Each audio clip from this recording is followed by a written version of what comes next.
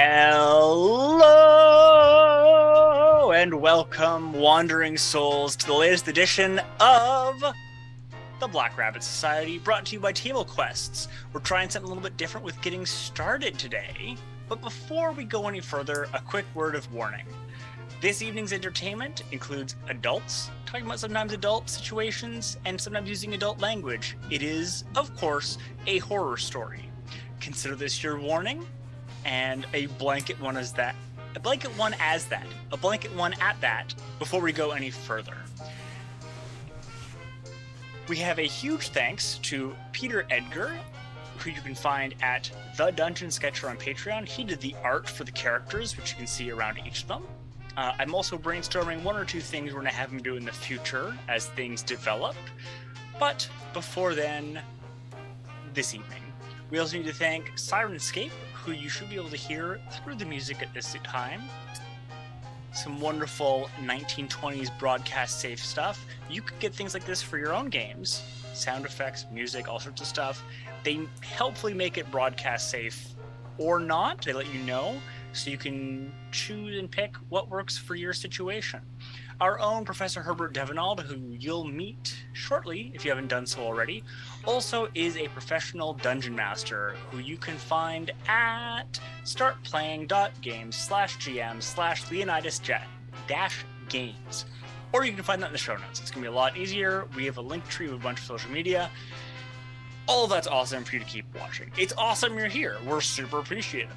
If you like what you're seeing tonight, it would be awesome for you to hit subscribe. It'd be awesome for you to use your wonderful little Amazon Prime specials to give us a subscription, to figure out all sorts of other ways to support us that way. Each and every bit is awesome. Also, if you have suggestions, stuff we can make better, things you'd love to see, just let us know. Twitch has a bunch of tools and stuff so you can do that, and that's pretty dang awesome. Last week, our plucky investigators, hot on the trail of supernatural stuff galore, went to the Benedict building. That is Benedict, there is no T at the end. The Benedict building, at the time, it is an apartment building / quasi-residence for students of NYU. They are after one Edmund von Cartwright, who they believe to be part of a occult conspiracy that is causing people to disappear and for strange happenings to alter the very world itself. It is shaking existence to its very foundations. They found a key, they got into his apartment, they found blank paintings, and then stuff got weird. A bird vomited up a white worm that dissolved into nothingness. They found another white worm that ate part of the essence of one of their very friends before they managed to throw it into a jar. One of them decided to fire a gun inside of city limits, which quickly led to the police coming after them. Our own Olive ran downstairs to deal with that. Meanwhile, those upstairs continued to explore, and they found a ritual circle underneath the carpet. In the bedroom, they found a secret doorway that then led into a closet, which, amongst other things, had a body of someone who looks like it should certainly be deceased, a young gentleman, stripped to the nude, the bottom half of his body entirely gone, his torso opening into entrails, dangling lungs, and a heart. There was a strange flicker, almost like an odd color to the air, a weird texture to it. And then the heart gave a single shuddering beat. So stuff is not going great for our investigators, though they come closer to understanding just what they're dealing with. We're going to go straight into the action with each of their choice options of what to do. And we are going to start with Dr. Raymond Fox. He's still alive. He's not. Professor Herbert Devenald is standing next to him, also looking over the strange and impossible body. Steady on, Raymond. Take a slow step back.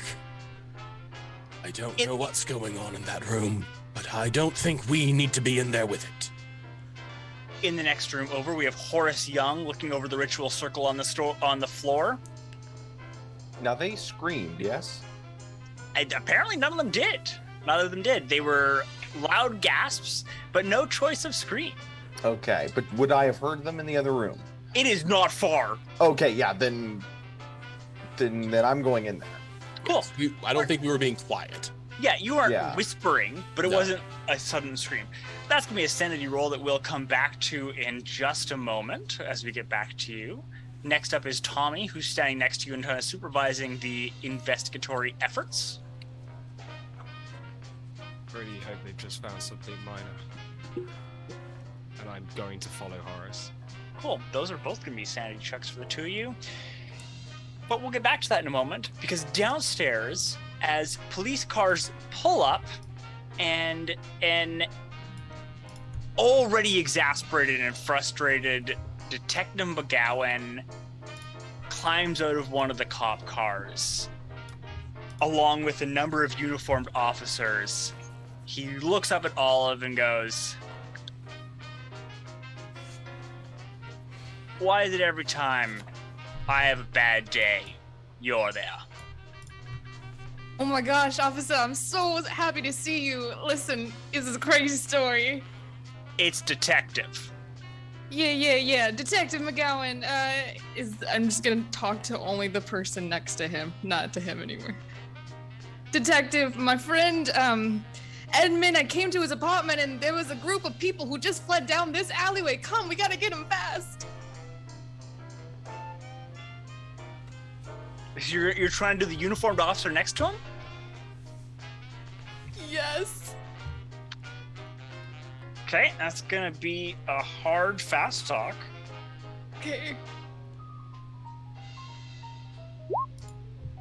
Can I push it?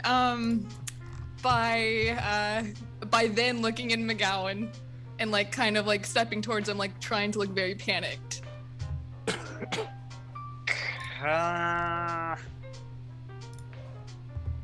I'd give you a push if instead you book it for the alleys that you're going after them. Because you're just trying to sell it, right? Yep. And you just turn to McGowan, how's that gonna help you? Yeah, okay. That's great. Great start. Okay. All right. Lieutenant Edwards does not even need the order. Olive starts to run towards that alley.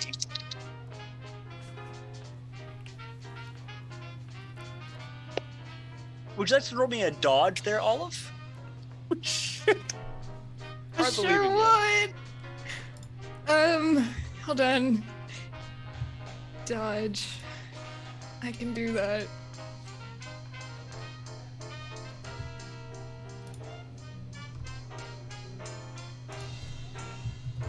Okay. Can Let's you? see. I don't know. Who's to say? Hey, can I? She can As try. Lieutenant Edwards, a young uniformed officer, still has his spots. He's just trying to look real good for the detective. He's like, "Oh, this is my chance. I got a perp trying to make a break for it," and he throws himself at you. He's going for like a full football style tackle.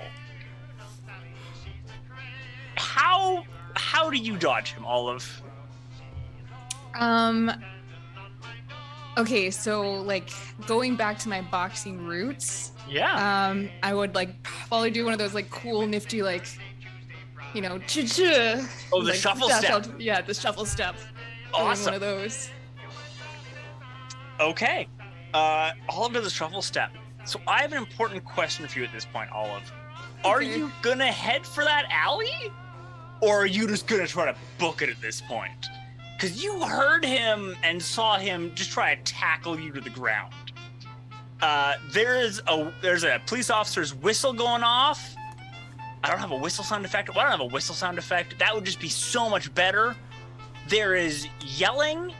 They have people saying, resisting arrest, resisting arrest. Okay, with my knowledge of like, you know, seedy activities, Do I know how much would it cost to bail me out of jail? Like, So it's gonna really depend what crime they think they can get you for.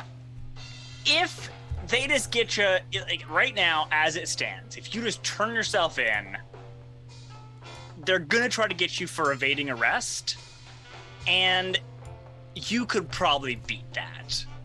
You could probably be like, I was trying to convey, especially if they don't go to the alley at this point, which you don't think they are. okay. You're gonna beat How this. many? Bail's gonna be $5-10. Okay. How much? How many offices are there? Like, There is 5 officers that are uniformed officers. and Detective McGowan. okay.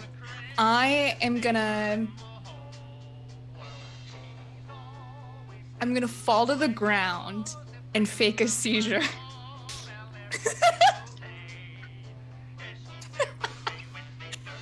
Wow! How's that preparation go, Alright. Tyler?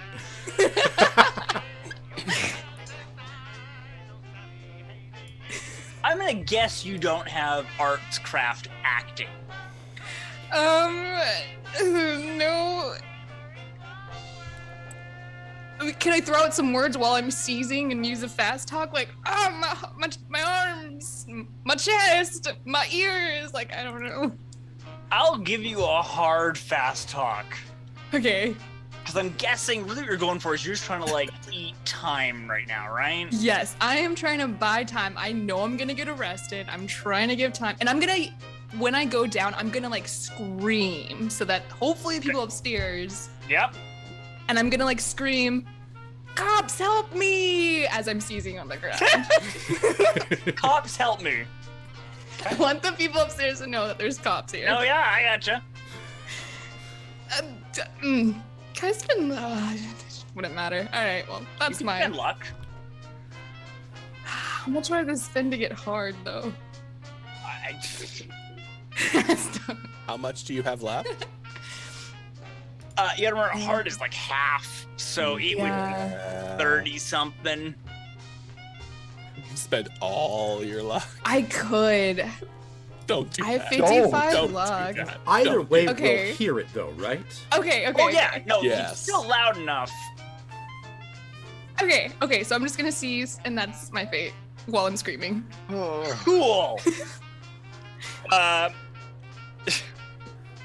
So, Lieutenant Edwards, just doing his best, freezes getting up, and he's like, "What do I do?" And McGowan's like, "She got this one from her dad. Cuff her and throw her in the back. We'll get this taken care of."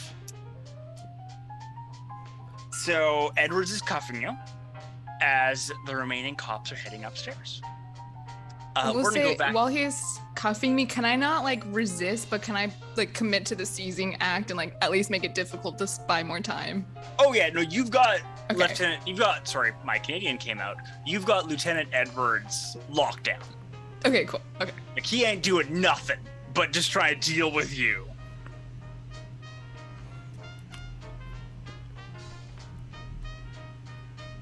Upstairs team. Howdy. Let's get some sanity rolls. Yeah.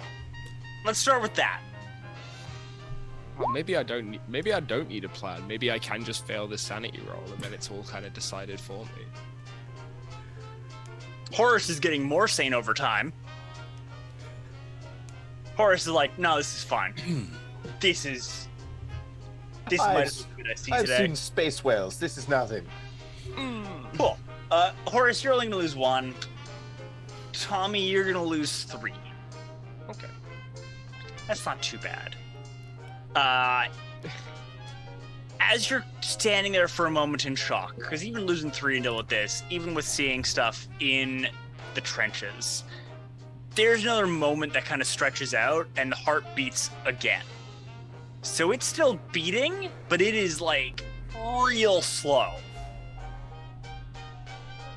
Maybe once every 15, 30 seconds.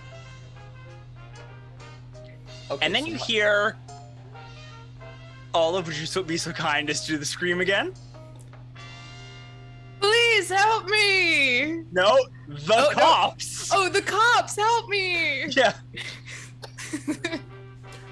Oh, always right when you don't need him. Okay. Is he still alive? I don't know that I would call whatever that is life. His heart beats. I'm gonna check his pulse. I'm aware we've got very little time, but I'm gonna run forward and try to check whatever his pulse. that is. I would say that his heartbeat is quite easy to determine. Tommy. Tommy checks his pulse. Yep. Mr. Cool. Tommy reaches his hand forward, and his hand disappears.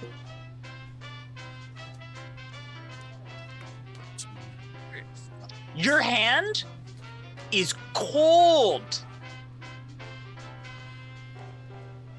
Like I'm gonna winter pull my hand back. are done. Cool. You pull your hand back. Is my hand still? It's there. It's still cold, and you're just kind of like, ooh. When you come in from the winter chill. I'm on a time crunch. I'm gonna do it again. Like I'm gonna commit this time and try to find the pulse. Okay, I mean, if you just keep leaning forward, you just keep disappearing. Do I feel anything with my hand as I reach into it? No, like, yeah, you feel air.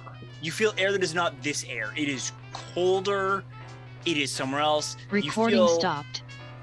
The sudden feeling of snowflakes on your hand. Okay, this isn't normal. We need to go, everyone. Everyone, it's time to leave. Really not. I believe the police have arrived as well, Mr. Cole. That's perfect timing. Let's go. Let's go. And how do you propose that we make our egress? This way, and just I head for the front door. Wait. You head for the front door. Yep. Everybody, up the stairs. Perhaps the fire escape might be a better option. That through the window. Oh, Yes. fire escape. Looking out the window, are the police cars and officers on the same side of the building as the fire escape? Fire escape. I believe one was mentioned that Olive crawled on. Yes. The question Dr. Raymond Fox is asking is the fire escape at the front of the building? Or is it to a side or the back?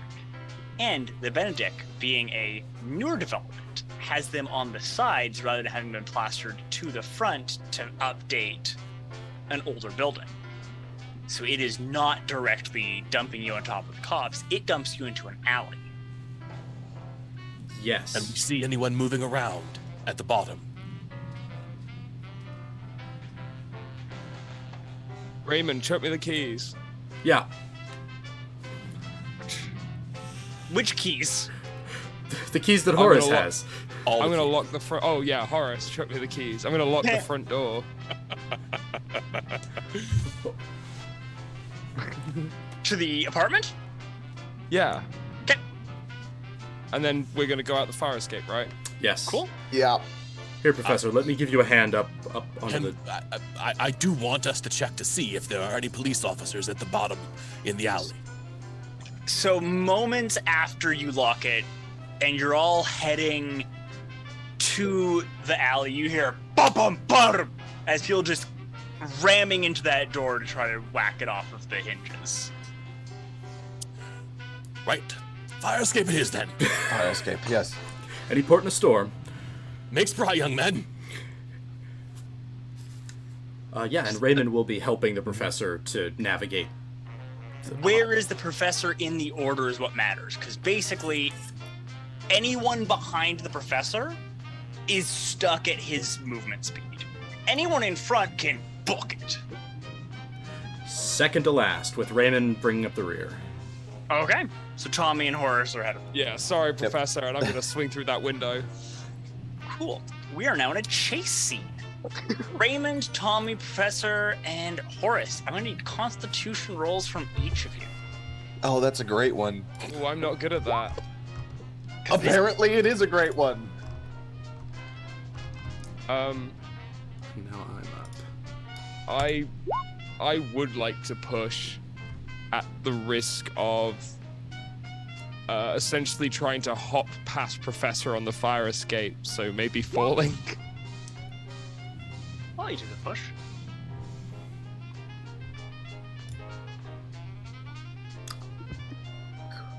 Fantastic. No notes. I'm also trying my best not to get the rest of my companions in trouble, and will be pushing myself to my limits, climbing down this fire escape. Would Herbert get any kind of bonus for having Raymond help him?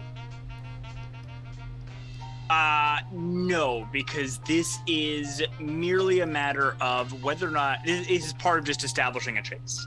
Gotcha. It is how well his own physiology and I don't want to say panic because I'm not trying to like stamina. It's like how winded we are. but it's also your immediate response in the moment. Anyone who's played sports, anyone who's like been in an emergency, sometimes you respond better than others. Good days, bad days, and that rolls in part to represent that of who's got how are you doing that day. Gotcha. Am I able to push? You are. I am moving as quickly as I possibly can, and it's not helping at all. Well, we tried plan. Didn't work.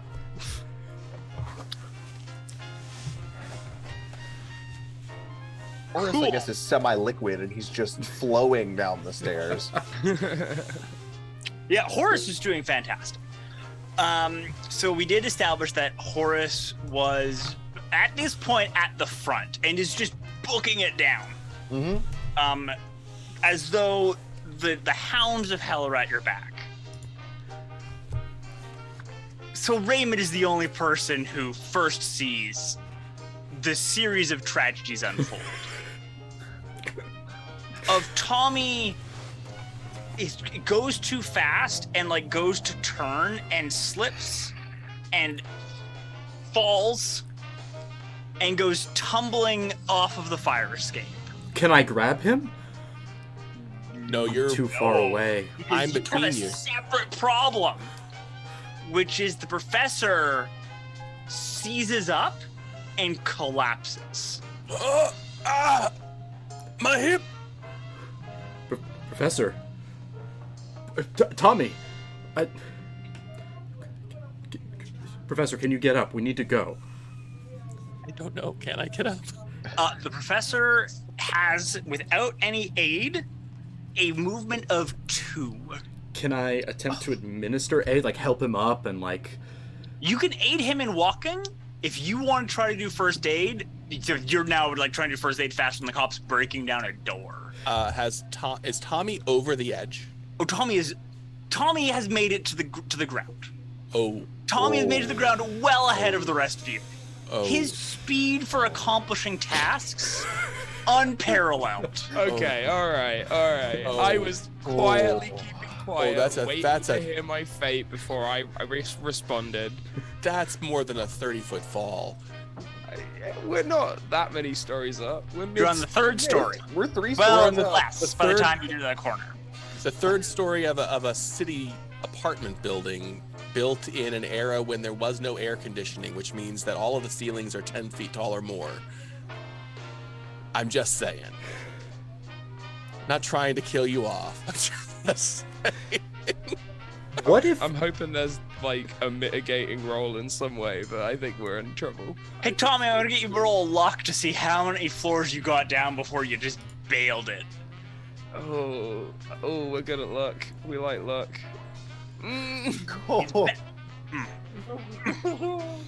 There was a dumpster. It moved out of the way.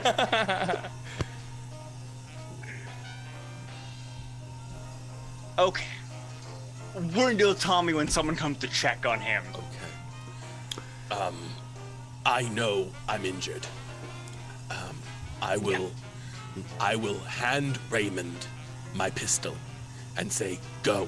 There's no reason for both of us to get caught. If you say so, Professor.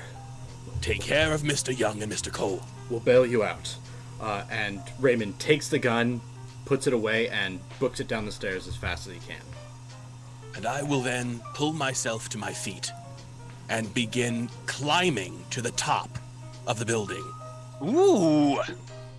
Ooh. I like it. Okay, so you do manage to get higher up the building. You're able to use as you're passing by, because you're not moving fast. With every step, you feel a shooting pain, and you're kind of like, "Ooh, I hope that's my hip. I hope that's just the hip." You hear Olive down below, still struggling, as a young lieutenant is, at this point, all but just sitting on Olive, trying to get handcuffs on. As soon as he sits on me, can I start flirting with him to make him uncomfortable? We'll come back to that. How about Okay. that? Cool. 'Cause Olive could still escape. That is very true. The cops burst down the door right as Professor Herbert Devenel's crossing it. So Professor starts hustling back up the stairs. Horace and Raymond, you're down to the first floor, the next thing of movement. You each have the option of, you could try the ladder to get down. That slows you down. Do you release it and try to slide down it, or do you just climb it and take the slight penalty to speed? Do you want to choose first? Horace chooses first, strictly speaking, because he is at the front of the pack. Horace is so... Well, he's not anymore. Tommy is. Well, I mean, I assume at some point we have seen Tommy drop. oh yes! Yeah. So it's about getting down to him. Horace is going to try to slide down. At Love it. least not slow Raymond down. If Raymond chooses to climb, at least Horace will be injured at the bottom already. Cool. I'm gonna have you. So Raymond started at the back, and everyone else is just going to have pitched over in front of him. I'm gonna have you make a dexterity roll, please. Lovely. Oh, I don't know what I would do to try and push. Every time we've tried to push so far today, it's been worse than the first time, so I'm just going to leave it. Yeah, so you start to try to slide, and you're like, nope, not doing that. And you're able to recover and just start like, oh, that was a lot more dodgy than I thought, and you set up going down slowly. Raymond, you could try to jump it if you're feeling real risky. I saw Tommy fall. I want to get to him as fast as possible, so I will try and just skip the ladder entirely. Okay, that is... If it's What's- Dex. I was gonna say, I don't think there's a better skill than just raw dex for that. Cool. Then, maybe if I need to throw a roll into it. Nah, Oh my goodness. I am gonna push that. I just need to figure out how. So Horace has enough of a lead on Raymond that he manages to get all the way to the bottom, get the ladder down, and totally out of the way, which means that Raymond doesn't have to break stride as he approaches the opening for the ladder, which means that he less hops down, more kind of slide, tackle, dives down to try and tuck into a roll at the bottom for speed's sake. That's So how Raymond is trying to invent parkour. Yes. Okay. There might be some bags of trash at the bottom that you're aiming for. Yep. Raymond manages to not watch that surprisingly. Invents parkour several decades early. I'm an innovator. And gets to the ground floor. Professor, Yes. with a movement of 2, you are not getting away from these cops. Right. I realize that. But What are you trying to do? I'm presuming to distract them and grab attention. I'm trying to get their attention on me and have them chase me as far up the fire escape as possible so that the others might be able to abscond. Yeah, what specifically does that look like? Because there are 4 uniformed officers and a detective coming. How far away am I? You are, again, your movement of 2 versus movement of 7. Mm-hmm. You are between the 3rd and 4th floor as the first one is getting out onto the fire escape. Okay. You will invariably pull at least one of them no matter what. Sure. I am going to start yelling at the top of my lungs, Lord, help me, the demons are upon us, run! No! And just keep like toddling up the stairs and making all kinds of noise, flailing my arms. Yeah.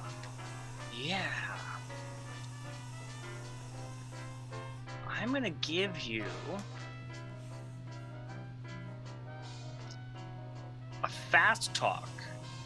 Or if you want to throw in some occult sounding gobbledygook in there, I'll give you a hard occult to do it, to just sound like it's not meaningful stuff. You're just throwing in creepy sounding Latin, Aramaic, whatever phrases. Okay. To just make it be more distracting and kind of pull the look at me, I'm a creepy occultist angle. Sure. Absolutely. I'll just start quoting old obscure Hebrew Bible reference books just at the top of my lungs. Yeah.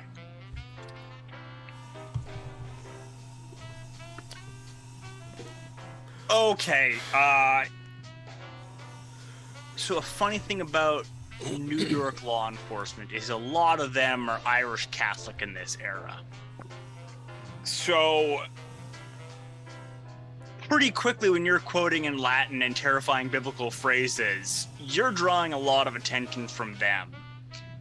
And with the slightly crazed look, you're managing to peel 3 of them off of the groups. You just have Detective McGowan and 1 uniformed heading down. The 3 are kind of bustling up. How many cops were there in total? 5. 5 plus so, McGowan. So one of them is pinning Olive. Yeah. And One's then pinning 4 Olive. of them were chasing me, and I've peeled 3 of them off. 5, because 4 plus McGowan. Okay. There were 5 in total coming after me, plus, so there were 6, so one of them... Yes, so there were Okay, 6 gotcha. total. 5 Okay, uniformed officers plus McGowan. Gotcha. 1 downstairs with Olive. Okay. 3 are now heading up after you. 1 uniformed officer and McGowan are heading down to deal with Tommy, Raymond, Horace. Okay. The 3 get to you and are immediately like, oh, we don't want to tackle an old guy. So I'm gonna like continue toddling up the stairs, like ranting about the devil is among us and the demons have come to earth and New York is doomed and spouting out Latin. With that hard success, you've got them locked down in, you're not gonna be able to lose them, but also they're all 3 like, okay, we gotta make sure this guy doesn't get hurt. We gotta just, like, they are, you have just befuddled them. They don't know what to do because most of their life is not dealing with an old Crazy man old on a man. fire escape. Right. Obviously, like, well-dressed, decent society, Right. losing it. So they're just befuddled. Tommy, I'm gonna need a Constitution roll.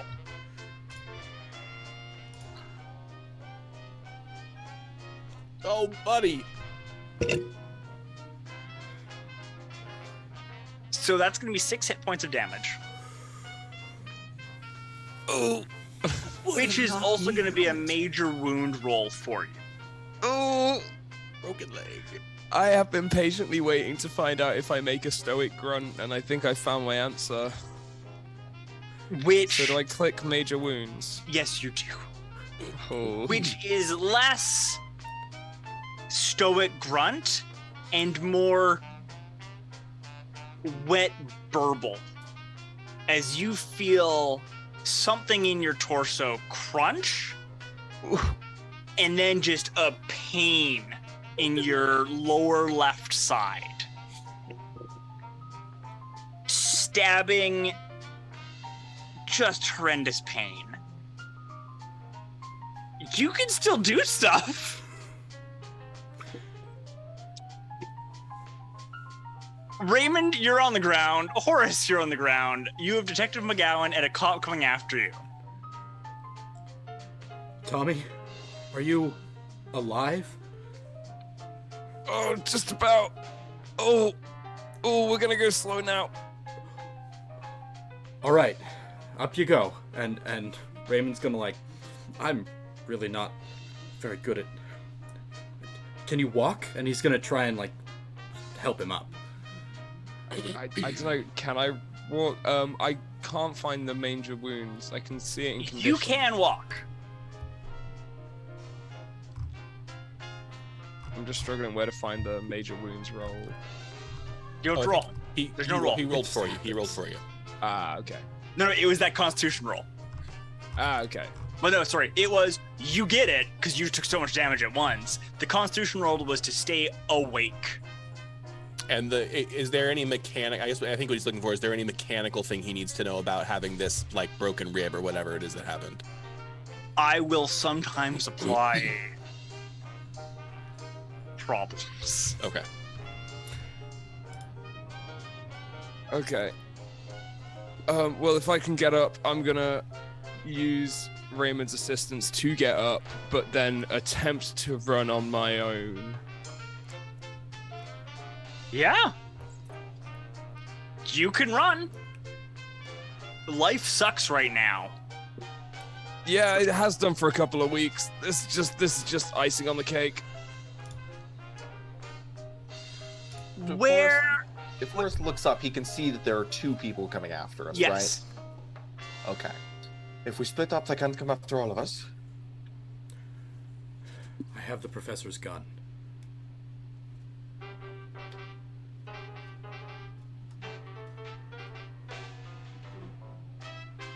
I don't know if that's meaningful in any way, but yes, let's split up, and if any of us escape, we'll meet back. Freeze!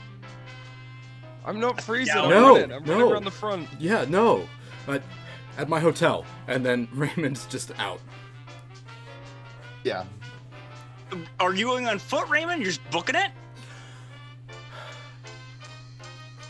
Raymond's gonna take a side alley if he can spot one to like the main street to try and get eyes on his car and see its state. You can get to your car.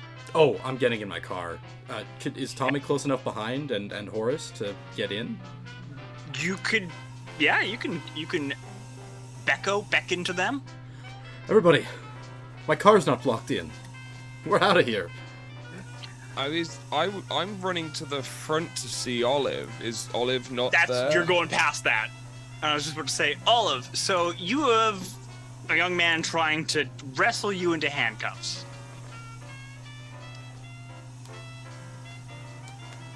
No, I'm gonna change my mind. I'm just gonna keep like screaming and just keep talking about the people who ran down the alley over yonder. Okay. As we you're run just- out of the alley. You're just trying Yeah, I was gonna say. Different alley. You're just trying to delay him getting handcuffs on you? Yeah, I'm just trying to stall as much time Yeah, as I I'm gonna can. need you to roll a fighting brawl roll. Do I want to fail this though? I don't want to go to jail for really long. No, we're all time. failing. Okay.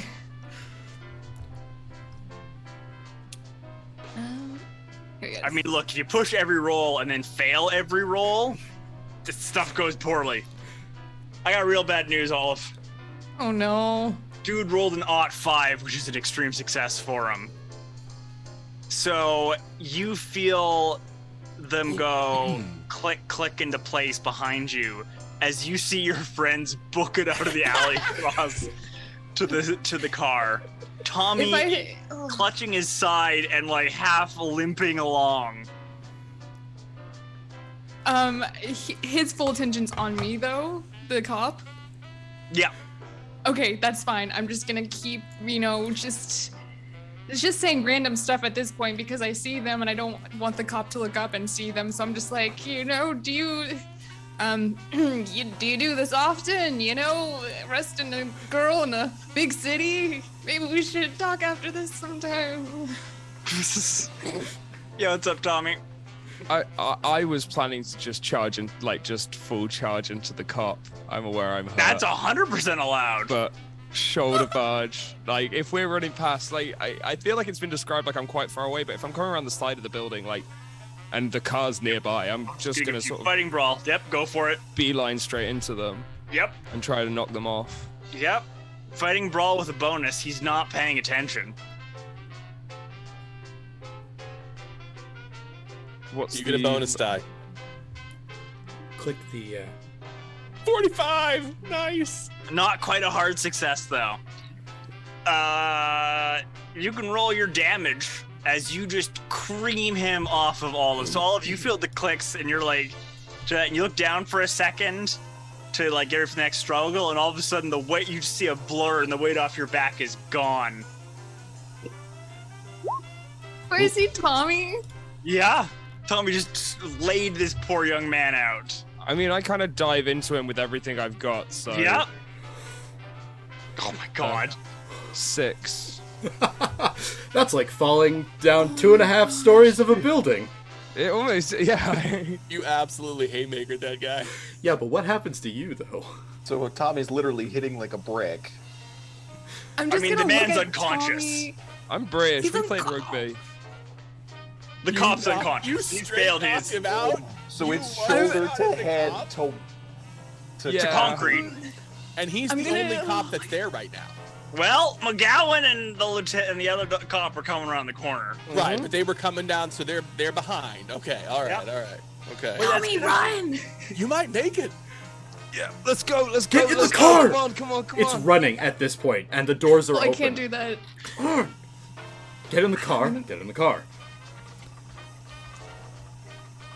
Raymond, Yes. I'm gonna need a drive roll to Yeah. see if they even manage to catch up to you as you start weaving through traffic. Oh, see, now hear me out, though. I'm not a good driver, is the thing. correct. Though I think it is worth, in this instance, for me to push it and, cut some people off and run some intersections that I really should not be running. Okay. And that is why! Yes! Oh. Does anyone roll the betters? Oh. Deucers! Goodbye, officer! Meep meep. Tokyo drifting around corners. First I and invent then parkour, then I invent Damn. gymkhana. I was gonna hum an anime theme, but I don't think we have the rights to it. No. I think we can get away with 10 seconds, right? Initial D. Okay. You talked to Raymond Fox. You book it out of the city. You have left them in the dust before they even managed to get their car started. You've already lost them. You hear the siren, but it already is fading into the distance as you're booking it up Manhattan back towards the hotel. I think it's where you said you were headed to meet. And you have several members of your group winded, significantly worse for wear. One of them handcuffed still. Yeah, I'm gonna immediately rethink. The hotel was our, reconnect point if we did end up getting split up. But because I've got Horace and Olive and Tommy in the car with me, I'm gonna ask Olive, Tommy, is there some kind of medical care that doesn't ask any questions that we can visit right now? Tommy's looking awfully pale. I can stitch myself up. We just need to get somewhere quiet, and we probably shouldn't go to any of ours because they've seen all of our faces. Would I know any... The guy who lives downstairs from me, not that we should go near my house, but would he maybe know any connections to people? Because he's kind of a sketchy guy. He So, like, certainly questionable. might. Okay, we can try to, Tommy, I believe in you. You could probably stitch, you look a little bit rough, though. I know a guy who might know a guy who can get us some help. Here's what we'll do. If you know somebody, we'll go to a druggist or an apothecary across town. You'll call him and figure out if there's someplace we need to go. Yeah, okay, that could work. Yeah. So yeah, I'm gonna navigate us out of this part of town into outside of our usual stomping grounds, and just find a drugstore on the corner to go. Let all make a call.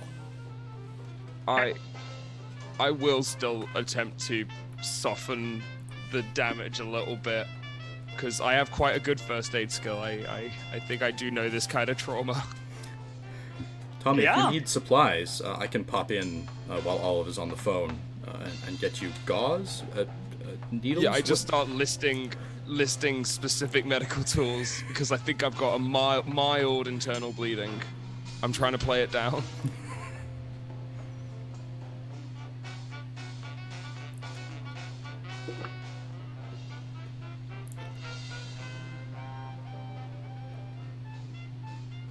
Back over to Professor Herbert Devenalt.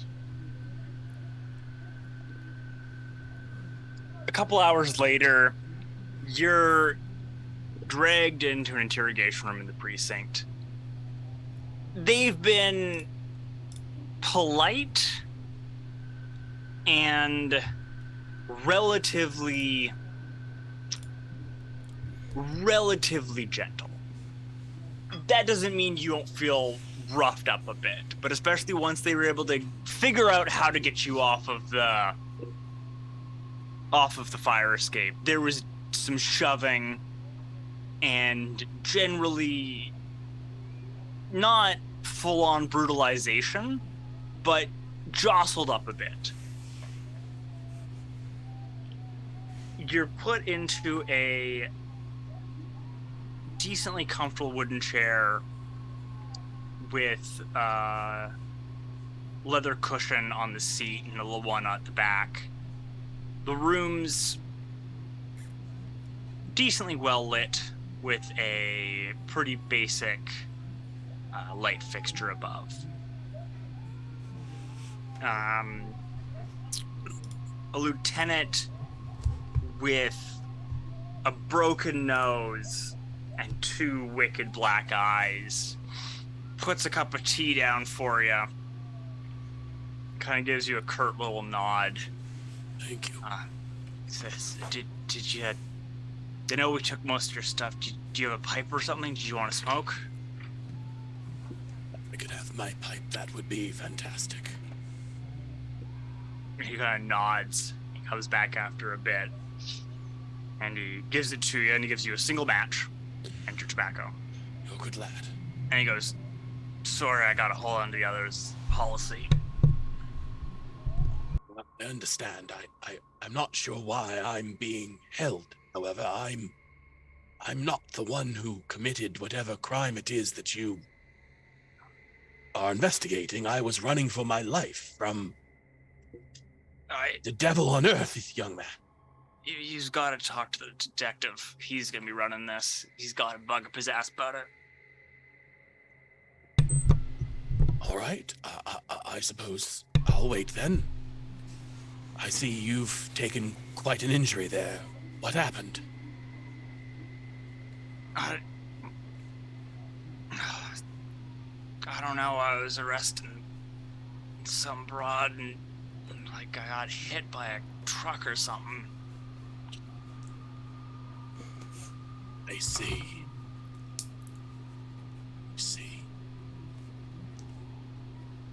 Are you mostly well, all things considered? Is it as bad as it looks? Doc says I'll probably be able to smell again. Well, that's good. I'll be praying that you will have a full recovery, young man. Bless you. Bless you. Didn't lose my sight or anything, so Small miracles. Truly. Sometimes they're the only kind we can find. He kind of curtly nods to you, makes sure you get your pipe lit before ducking out with the rest of the matchbook. Your belt, your firearm. I don't have my firearm. Right, you don't have your firearm. Thank you for reminding me. Your pens are taken.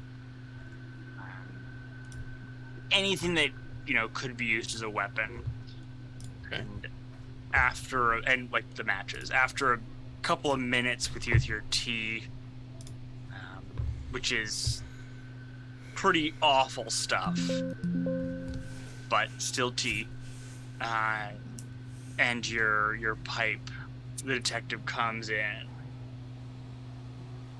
And he looks like he's had a rough few days as well. He sits down across from you.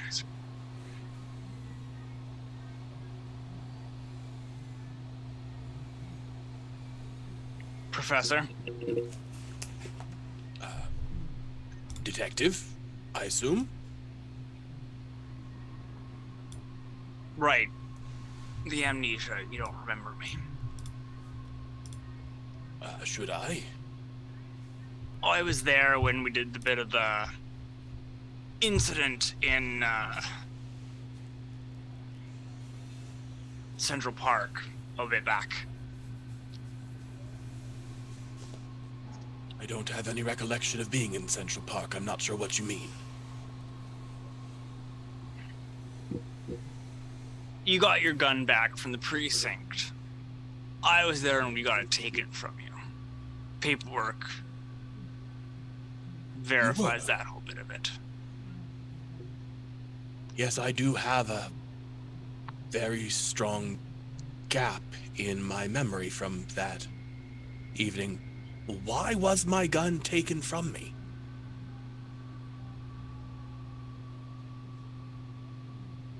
I have every right to own and carry a gun in the city. Not when in a hospital. And not when you've been waving it around like a lunatic, firing it away. I'm sure I wouldn't have fired my weapon at anyone unless it was in self-defense or the defense of another.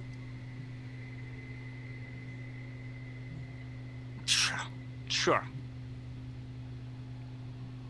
In any event, I suppose that's neither here nor there, is it? Am I being arrested? I don't understand why I'm here. I was simply trying to escape from a horrific scene that I stumbled upon when visiting an art exhibit that a colleague of mine invited me to see, and we found a dead man pinned to a wall and devils coming at us from every direction. Who is the colleague that invited you to that place? What was his name? Edmund.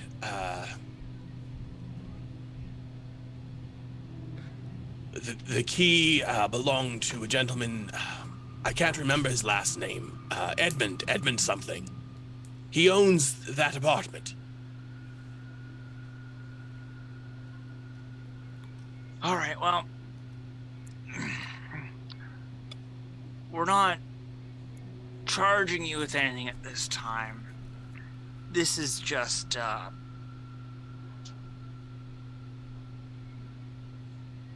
polite little discussion.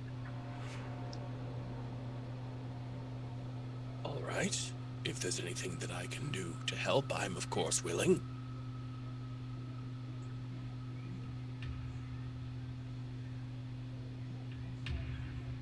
Do you know why there was a gunshot heard and reported in the apartment you were in?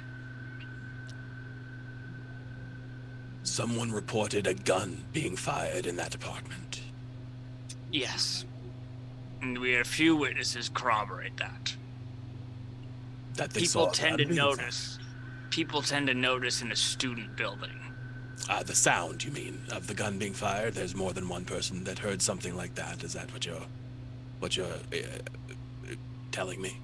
Yeah. I see.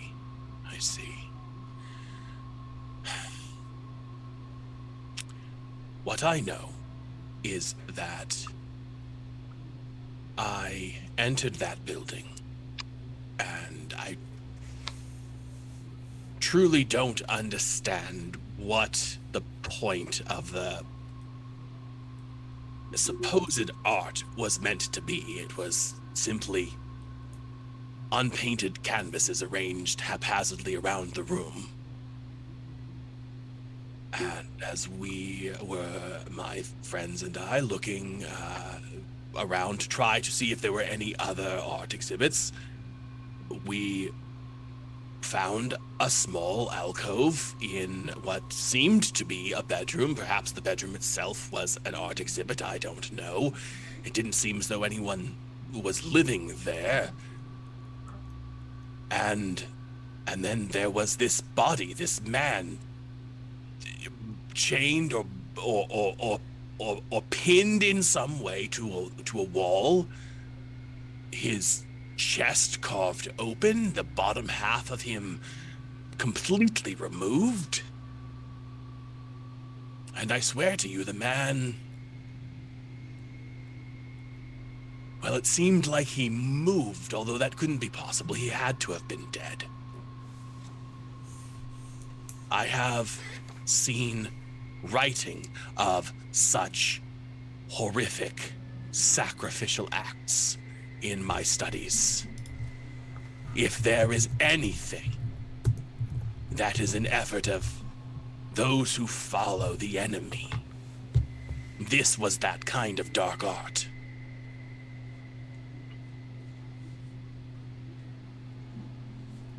You said you saw a body. Yes, quite. Perhaps in your alacrity to catch me running away from whatever that darkness was, you didn't explore the apartment thoroughly, but I would be perfectly willing to draw a map of it for you here and show you where that room was. It was, in fact, hidden behind a secret doorway. So you're telling me that there's a secret doorway behind one of the bookcases in the bedroom. Was like something straight out of one of those pulp novels that the young ones are reading today. I don't really understand it. I was examining with my companions some of the books that were on this shelf, again, trying to understand the art, if you will, that we were sent to enjoy. And when we moved one of the books off the shelf, the entire bookshelf shifted, revealing a room that had been hidden in the bedroom, in fact. So you're telling me your testimony, or no, not testimony, this is just a little chat. You're telling me that Edmund wasn't in the apartment when you were. Not unless he was watching from hiding in some way. I certainly didn't see him. So you wouldn't...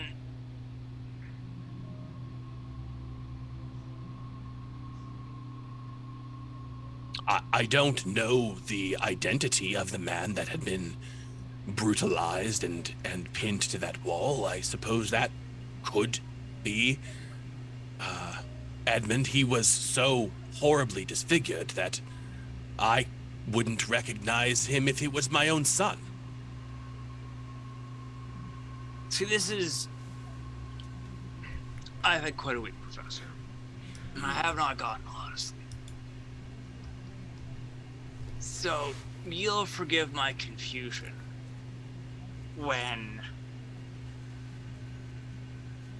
after having chased you, after having one of my officers knocked out and his nose broken. I saw that poor young man. I don't know what happened there. I'm not saying you had anything direct to do with it. I'm just trying to lay things out from the way I see the lay of the land. I apologize. I seem to have finished my bowl of tobacco. Could I get a bit more, please? My nerves are just completely shot.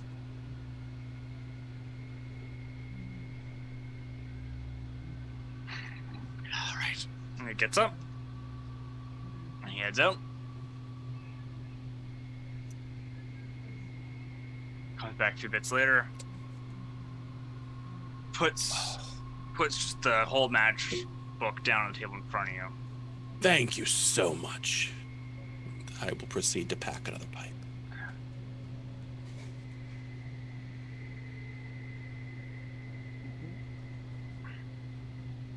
So you're telling me that you weren't there visiting with Edmund von Cartwright? No, of course not. I was, there was an invitation to view the art.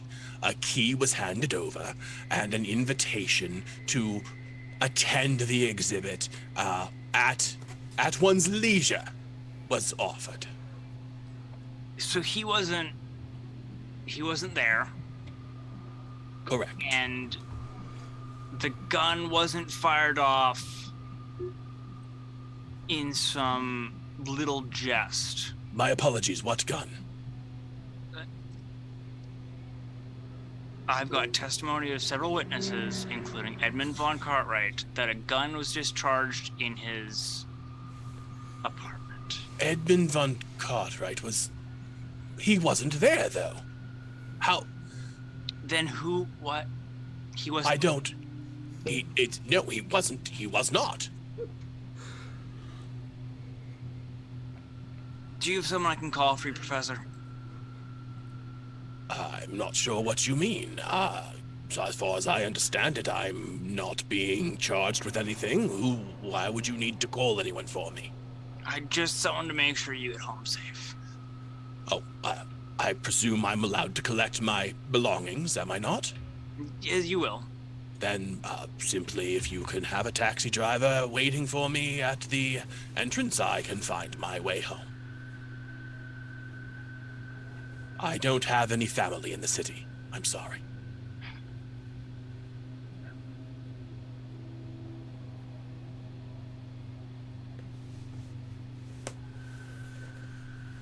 Something smells strange with this to me, Professor. You've been hanging Decidedly around so. with a real pain in my neck. I'm and... not sure what you mean. Right. And now you tell me a story that doesn't match up with... Lad, if I hadn't been there to experience it, it wouldn't align with anything that made sense to me based on the logic of the world around us as well. But I'm sure you understand and agree that there are spiritual forces at work. The good Lord and his angels protect us, but the enemy is out there trying to destroy us as well. There is something dark and spiritual going on here. And it will, of course, leave both you and I struck with confusion and uncertain of the pathway forward.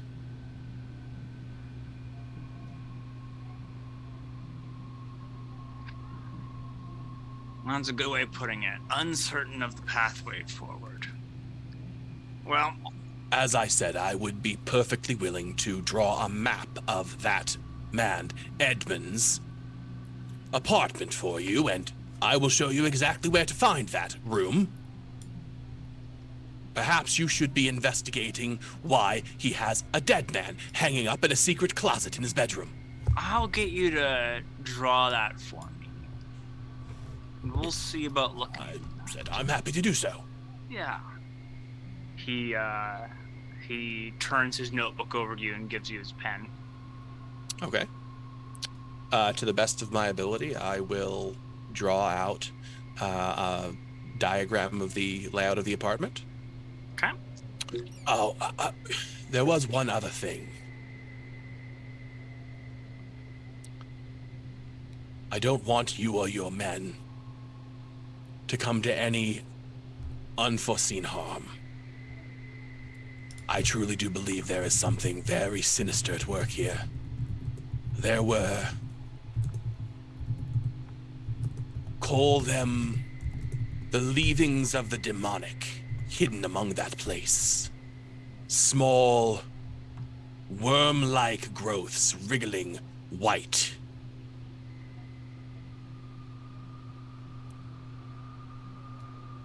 They will destroy anything that touches them.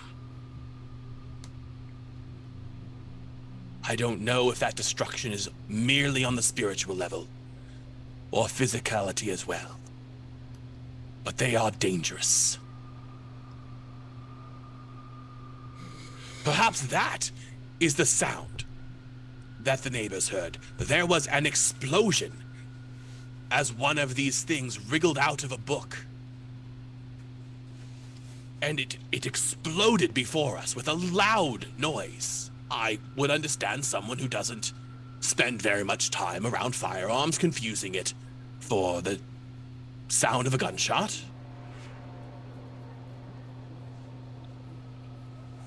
See, you're going with exploding worms? I swear to you on my mother and the Lord's cross that I am telling you the truth. All right, Professor. Well, don't go around Edmund's place while we're conducting our investigation. I have no interest in returning there at all.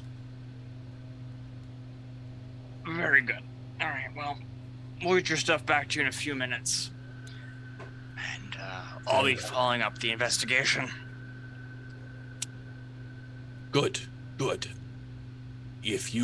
When you find this murder victim, this ritual sacrifice to Molech or Baal or I know not what devil, I expect to hear that you have taken that Edmund into custody and that he is being tried. I don't believe that I will be able to sleep well until I gain that news.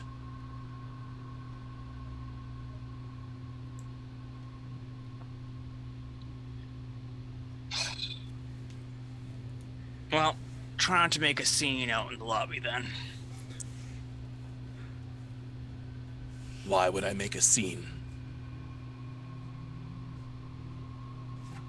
Well, if you're so convinced Edmund's behind all this. Yes. Wouldn't you try to accost him? Is he out there?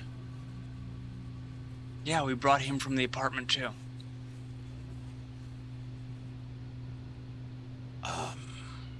I talked to him right before you.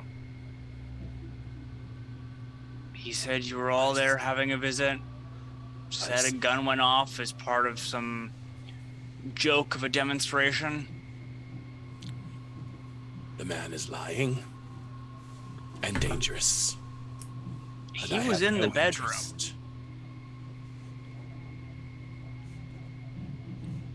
No one was in the bedroom. Don't make a scene. No one was in the bedroom but the body of whatever poor soul he sacrificed. McGowan doesn't even listen to you. He's just heading out. I don't have any interest in seeing that man. The first cop comes back after a bit with your hat and things. What's your name, young man? Edwards? Officer Edwards. Do you believe in our Lord?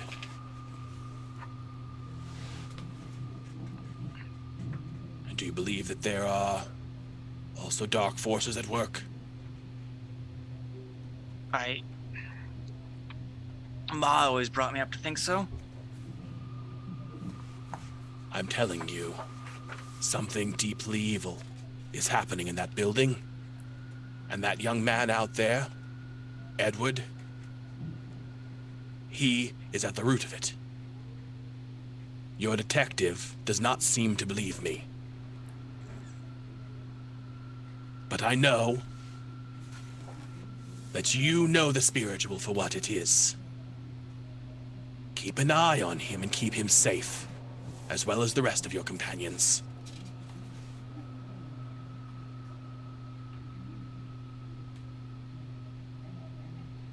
I'll do what I can. Thank you, sir. God bless. And you, lad, and you.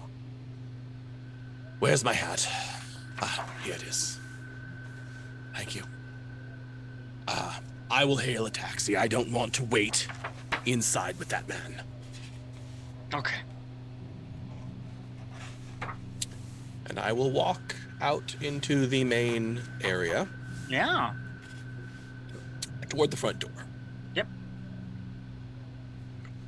You're able to make it across the precinct and the lobby, the hallway out from there to the main work area, the pen, and out without incident. Okay. What time is it? By this point, you went to the apartment in the morning, if I recall correctly. It was like one of the first things you had done in the day. I really don't recall. Is anybody else? Stopped at the locksmith first to get the info about. I thought it was the same night because me and Tommy found out it was the apartment. I thought it was too. Did we rest? I don't think we rested. We were just like, let's go But it was right very now. stormy. Yeah, Yeah. I think it was the same night. Same night as what? The same night as they went to the locksmith. I think it was like the afternoon. Basically. We met in the It was morning like at Tommy's mid-afternoon. place. We went to the Yeah. Benedict building. Okay, same day then. It was very stormy. That's why we think it's dark. Okay, Yeah. Awesome. So then, yeah, late afternoon by that point. okay. Early evening. Still summer, so still fairly well lit. A pretty disgusting storm out. Pelting rain, Okay. bit of a howling wind. Do I see any sign of Edward outside the building?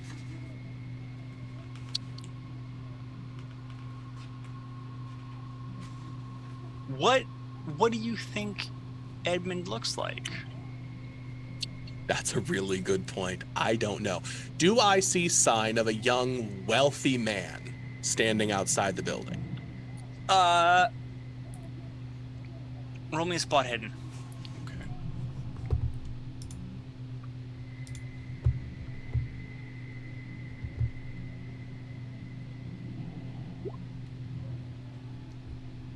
Ooh.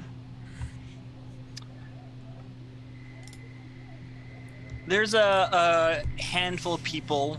The precinct's not in a bad area, so people kind of moving about here and there. You can't say for certain there's anyone that's standing out as obviously well off. Obviously kind of loitering around.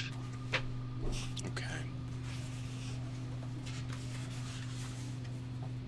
All right. I am going to walk to the corner of the precinct and sort of wait for a taxi to drive by while I keep an eye on the entrance for about 15 minutes to see if someone walks out that looks like it might be him. Okay. You feel a gentle tap on the opposite shoulder. Oh, Do you happen to have a light? who's talking to me? You look over, you see a young man with an aquiline face, really far back widow's peaks, and he goes, "Ah, Professor, it just had to be you." I'm sorry, I don't believe we've met. We're actually gonna break right there for Excellent. our intermission. We'll be back in about 5-10 minutes for what comes next.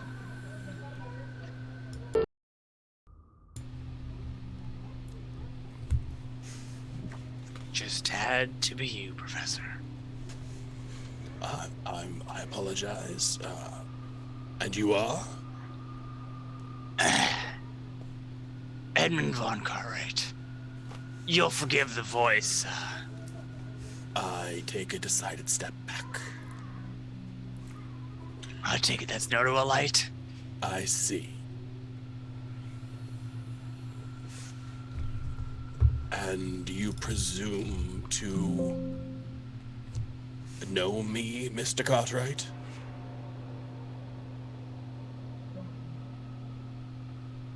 I owe you and your friends.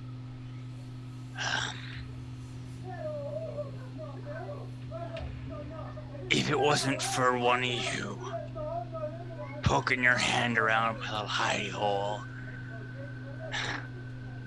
they might even have seen the body. So consider this a courtesy. I'm sure I don't understand what you mean.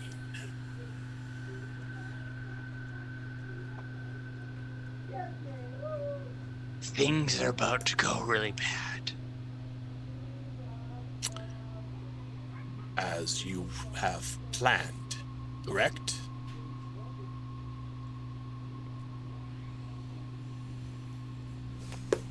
I'm not gonna pretend there haven't been stumbling blocks on the way.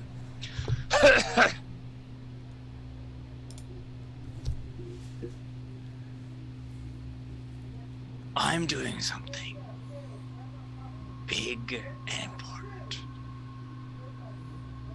You know, science requires sacrifices. The words of many a man who has bargained with the darkness.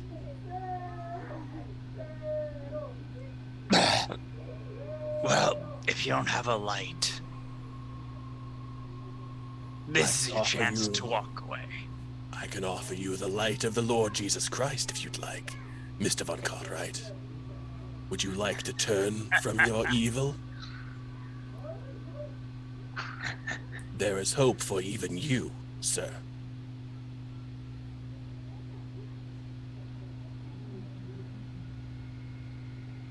You have 24 hours before you're not going to be able to escape it. Even with your little oddity. That little quirk that affects a lot of you from escaping. Escape. You won't be able to deal with the next one. Escape what exactly, Mr. Von Cartwright? What is the...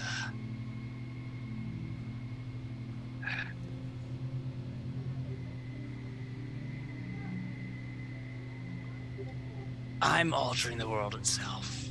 Call it whatever you want. I've given you a warning. Bringing hell to earth? And he's just gonna turn and walk away. He's got a black overcoat. Water is dripping down his face. His hair is drenched as he walks away. I'm gonna watch him. Okay.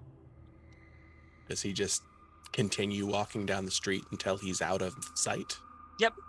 Before long, the mixture of city smog and rain, you don't see him walk away as far as you would otherwise in a clear night or a clear day. All right. When he is moving to near the edge of my ability to keep an eye on him, I will try to keep pace. Ooh. And if you want to flash back to the others, we can do that. Yeah, let's start with that. Okay.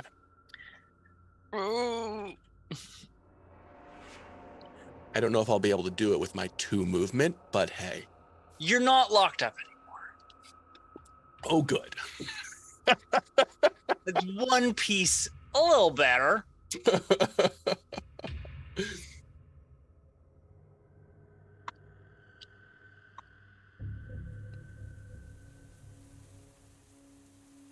Car group.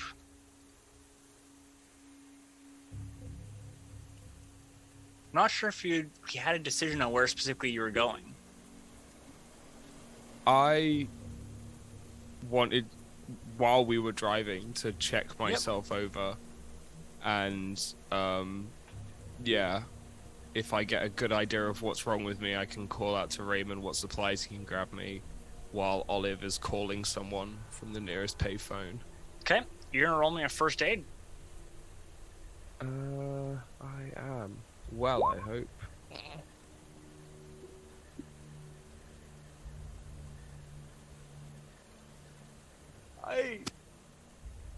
I'm a good person. I did my time. Oh man. Can I push it to make it like at the risk of making it worse? Oh yeah. I should be good at this. I was in the war. Can you push a critical failure? Yep. Oh. All right. I mean, I'll let him do it. Non-combat, I'm right? tempted to take it, but I am just slowly dying in the backseat of a very nice car, so... I'll let him do it. Cool. You've at least 2 broken ribs. Okay. Neither one's... You have no idea if your floating rib is fine or not. But that's the worrisome one, because that one breaks. You have a chunk that's just happy to go into your lung. You check, there's the jar with the white worm, and it is like redoubling its effort to try to get at you through the glass. I'm glad that's still kind of intact, actually. That was my next question. Oh, yeah, this is really bad. I don't know medical terms, but I'm gonna need a scalpel and some scissors and some gauze and probably a second pair of hands. You're gonna scalpel yourself there, Tommy? I mean, I know you're talented, but I mean, you know, taking a knife to yourself, that's, you know, maybe a little bit next level. Well, if you've got a better idea, I'd like to try and not die. Okay, we're gonna make the phone call. Maybe my friend knows a friend, and I just need a coat because you guys might have forgotten, but I'm kind of handcuffed. So to make this phone call, I'm gonna need to borrow one of your hands and a coat. Horace, you wanna give me your hands while I make a phone call? All right, I suppose. Okay, cool. So Kyle, yeah, just Here, Raymond. take my jacket to cover your. Oh, to cover the Thank cuff. you. And can I I'm was gonna cuffed say, behind, right? It's worth noting, they're behind you. Okay, can I do one of those things where I step over the cuffs? I've never been handcuffed, so I don't know if this is possible, but should be, right? From behind and you step through. So It's potentially possible. It requires you to be quite flexible or able or willing to dislocate a shoulder. Does anyone know how to pop in a shoulder? I've got a car full of criminals and nobody knows how to pick a set of handcuffs? Yeah, lock picks. No, I have Penelope for that. My God, okay, I'm gonna try to do the little step through without dislocating a shoulder. No, without. I just want to see if I can do it. I can probably pop it back in. Oh, Yeah. Thanks, Tommy. Yeah. You're the best. He's not gonna roll another 100 on his first aid. First aid, no. Yeah, there's no way. Jeez. So what is she rolling? Without dislocating my shoulder, I just want to see if I'm flexible enough to accomplish the I believe first in step. you.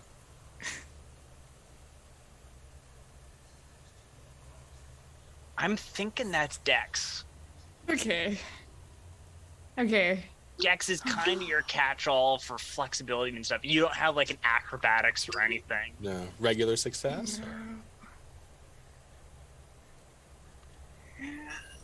Okay, well, that goes Oh, that ain't happening. Oh boy. You know what? Just put the coat over my shoulders, and I'll pretend I have no arms, okay? And then you could be my arms, Horace. Well, you make the phone, but you just have to pick up the phone, and I'll tell you which numbers to dial. And... Wait, just tell him the numbers to dial in the car, and he'll go make Perhaps the I call. should just make the call myself.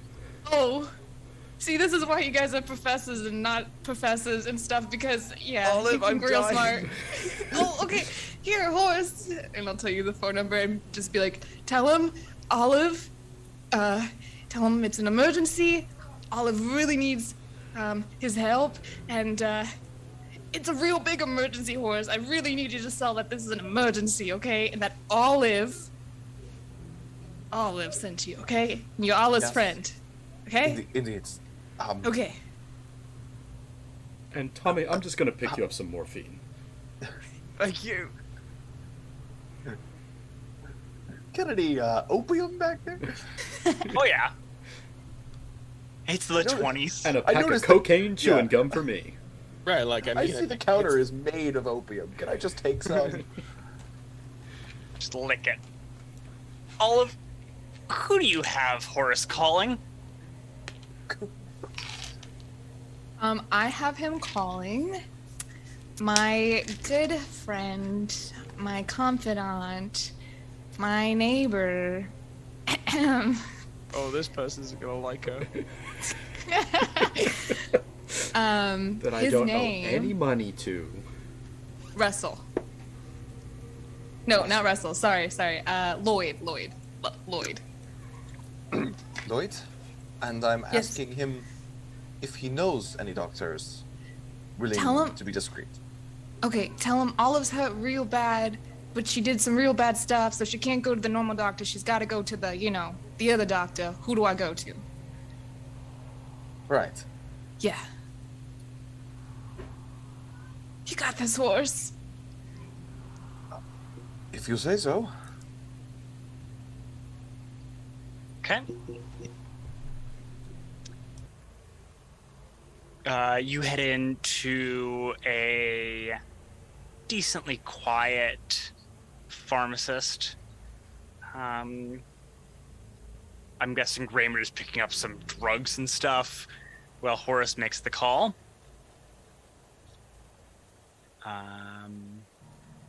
You get in through the... Oh my god, what is the person's name? The person, the thing that does the... The pharmacist? Nope, the phone person. The Operator. Operator. Operator, thank you. You go through the operator, the phone rings, the phone rings, the phone rings, then you hear... Hello? Yes, is this Lloyd? Yeah, who's calling? Excuse me, my name is Horace. I'm calling behalf of a neighbor of yours, Olive. Yeah? Apologies if this sounds strange, but she has gotten herself into a spot of trouble, including some injury.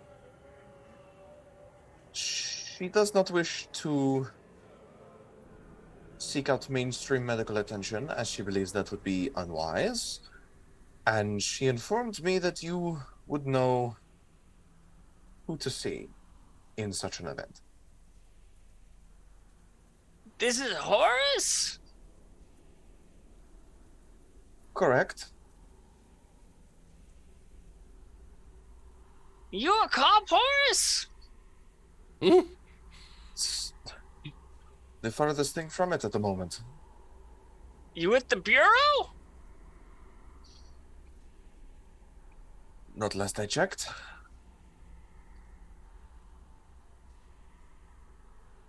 What do you think of the president? I have not been in the country very long. I'm not even sure who the president is. All that checks out for Olive's friends.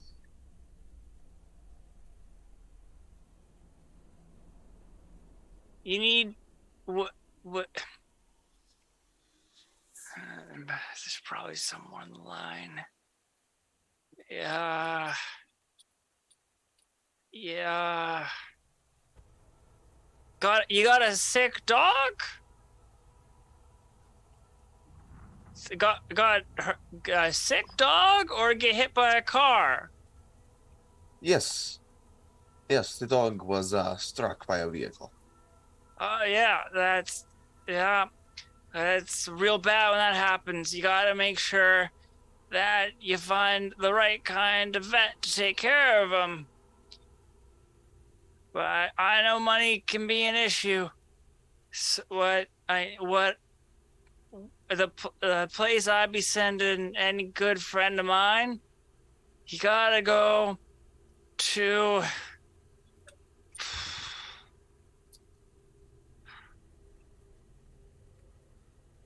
Give me a second, Horace, my lumbago. You gotta go. You got to go. It's up in Harlem. It's Vickers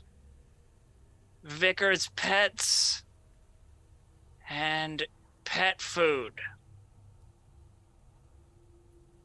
That's where I'd take any dog of mine. Of course. Is there anything I need to know about Vickers? Do they have a tricky entryway?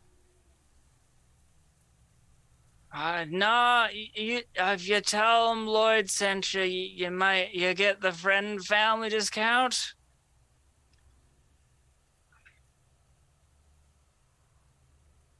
Horace, Lloyd? don't get old. Unfortunately, we may be soon to oblige. You best get going then. You tell all of the next one I'm really gonna screw her on, but that's just fair. Naturally. It's good to meet you, Horace. I hope your dog feels better. So do I.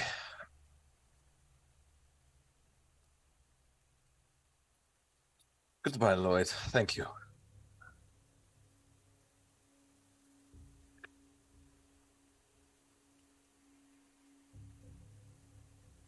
He's just kind of breathing into the phone, waiting for you to hang up. Yeah, hang up. Dang it.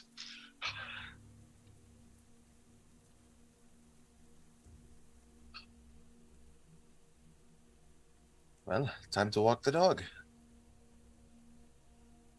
I'll head back to the car. If he passes Raymond like a nod. Mm-hmm. Raymond will finish his checkout transaction and also leave. Excellent. A lot of you pile into the car. Yeah. Here, Tommy, and he'll toss the vial of morphine and accoutrement back to him, start up the car, and get in motion. I bought a big jar of morphine? Well, no, because you wouldn't be able to get just free. You wouldn't be able to get pure. It'd be like, this dilute. is such and such's. Yeah, okay. Yeah. This is such and such's sleep aid.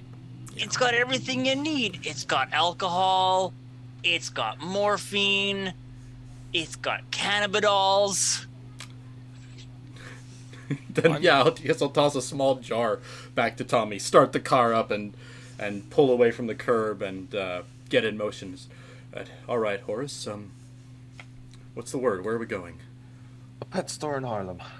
Vickers. Oh, all right. I suspect that may not be the precise purveyance of that establishment, but such as it was conveyed to me, yes. All right. I'll... Olive, your friend says you've used up your favor. Oh, Tommy, you owe me one. Olive, if I don't die in New York, and I really don't want to die in New York, then I'll owe you two. Wait, Tommy, are you dying? This is really bad. Oh, well, Raymond, come on. Listen, I told you, I'm not a good driver. I'm gonna just obey the traffic laws and get there. Tommy's dying. We don't have time for you to not be a good driver. You better start learning how to drive good. I saw you earlier. You got this. Regardless of driving, I am now going to... I don't know what word to use, but cook myself up some medicine. Or no, it'd just be taking a swig. Oh, okay. Yeah. Oh, okay. It's ready to go, buddy. Yeah. Yeah, think of cough syrup and just oh, the stuff they put in the cough syrup in the era. I'm gonna sort of do a sort of sarcastic cheers at Olive, and I'm gonna take a hearty glug. You're gonna take a hearty glug? Okay. Tommy's unconscious. for the Adjectives will foreseeable get you future. killed every time. Tommy just starts singing Blue Skies. Tommy's feeling real good pretty quickly Oh, that's better. on a that's mix real of better. narcotics. And I'm just gonna lie across the back seat. It's a touring car. There's plenty of room to splay out. So yeah, Raymond is gonna drive within the limits of his skill to get us to Harlem and find this pet shop. Yeah, you head up to Vickers Vet and Pet Foods. It is a small shop in the basement of a brownstone.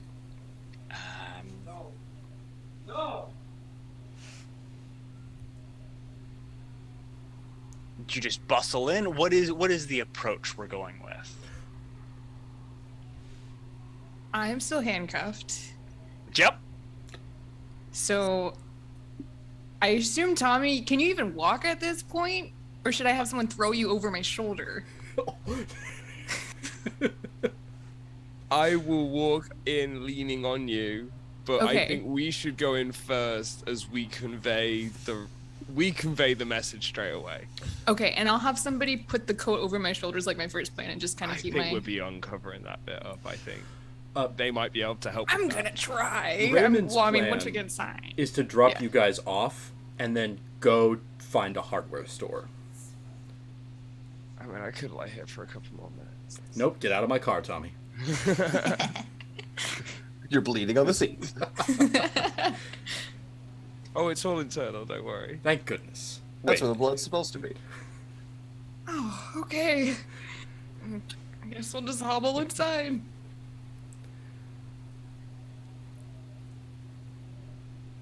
But we do just open the door, there's no knocking. No. Okay. I mean, yeah, it's a store.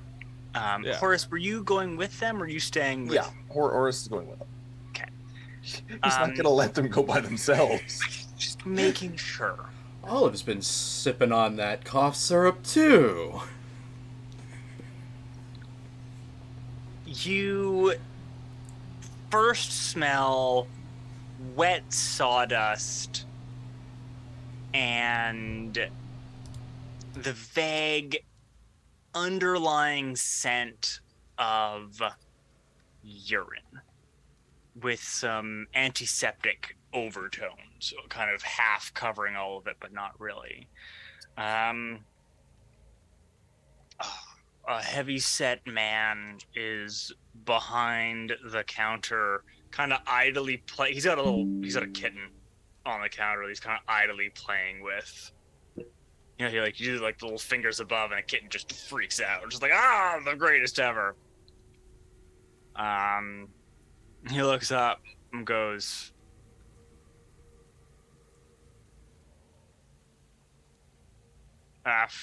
"Afternoon." Good afternoon, good sir. We've I,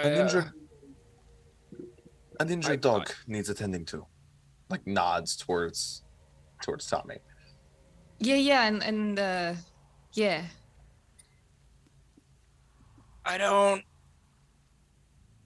I'm not. What? That's not a dog. This is a vet. And are you the owner of this establishment? Oh, I'm Vickers. Good, yes. A rather helpful man named Lloyd told us to come here. Ah, Yeah, Lloyd's he's my best friend. So, we got a real sick dog here. come on. He picks up the kitten.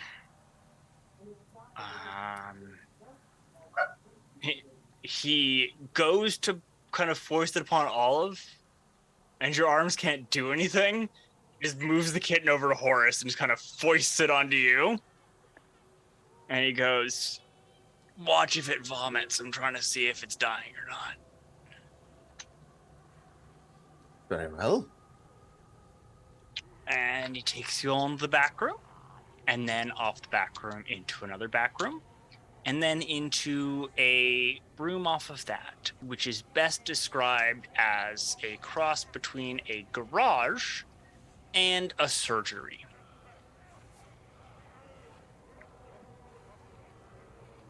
There's Are you sure you want to do this? metal table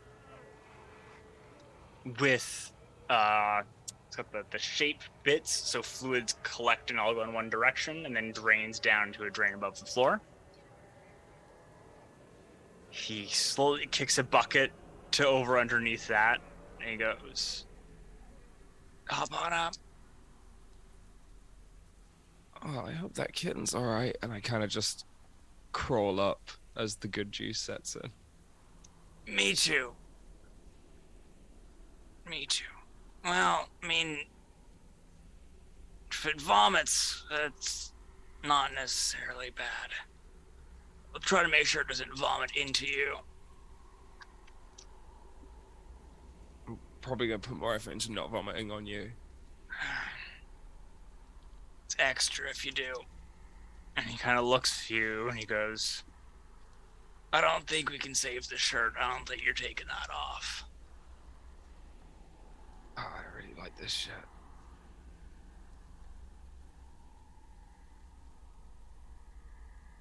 He picks up a big thing of scissors and he just kind of starts cutting the shirt off. Throwing up extra is a reasonable business model. All right. Soon after, he asks a little bit of what Tommy's been taking.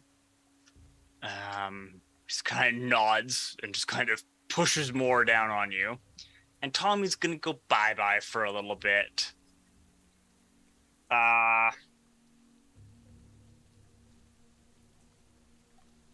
Horace and Olive.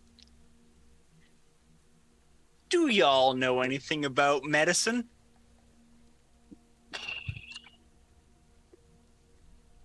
Not particularly.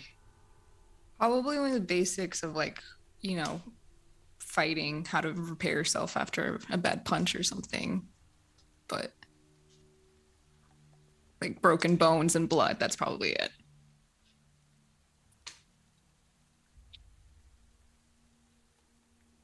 Cool.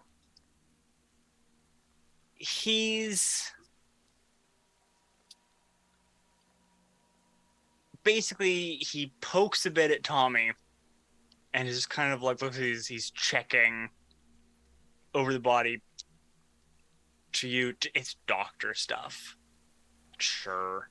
He kind of pokes around a bit. He does a small little incision kind of at the right location. Like at the location where the worst the bruising is. He just kind of looks at it and watches for a bit. And then you see him take a swig of the medicine. He takes another look at it. And he goes, now, how long ago did this happen? How long has it been? Like Hour? hour or so, yeah. Within the last few hours.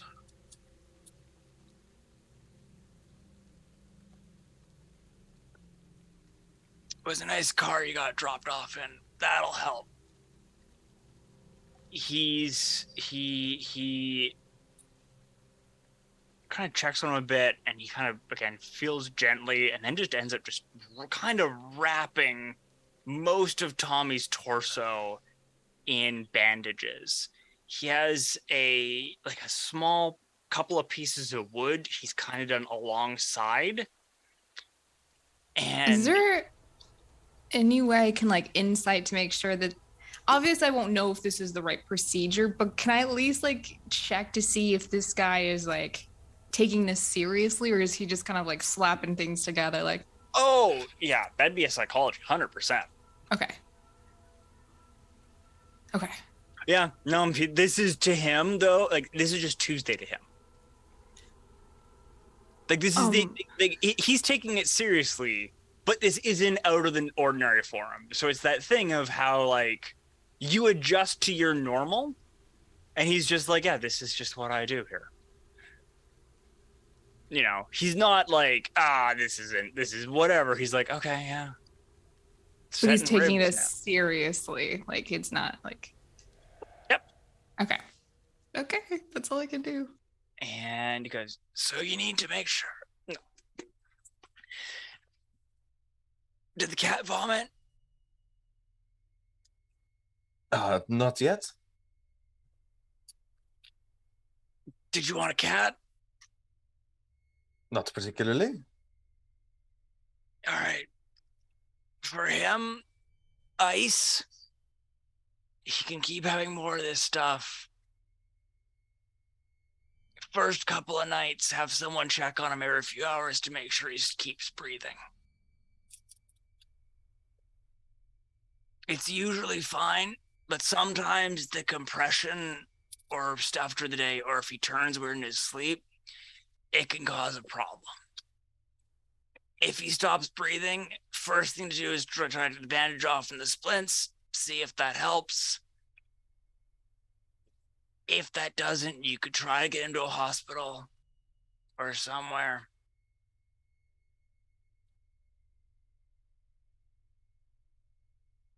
Just kind of what happens with broken ribs.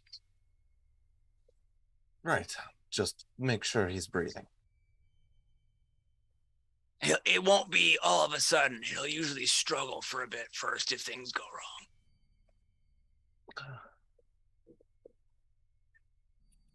Very well. Okay, and if he, makes it through the next few days with all of his breaths, how long does it usually take for someone to bounce back from this type of injury? He owes me some favors, so, it's kind of important. Most function back within a few weeks. Gonna have to take it easy for a while.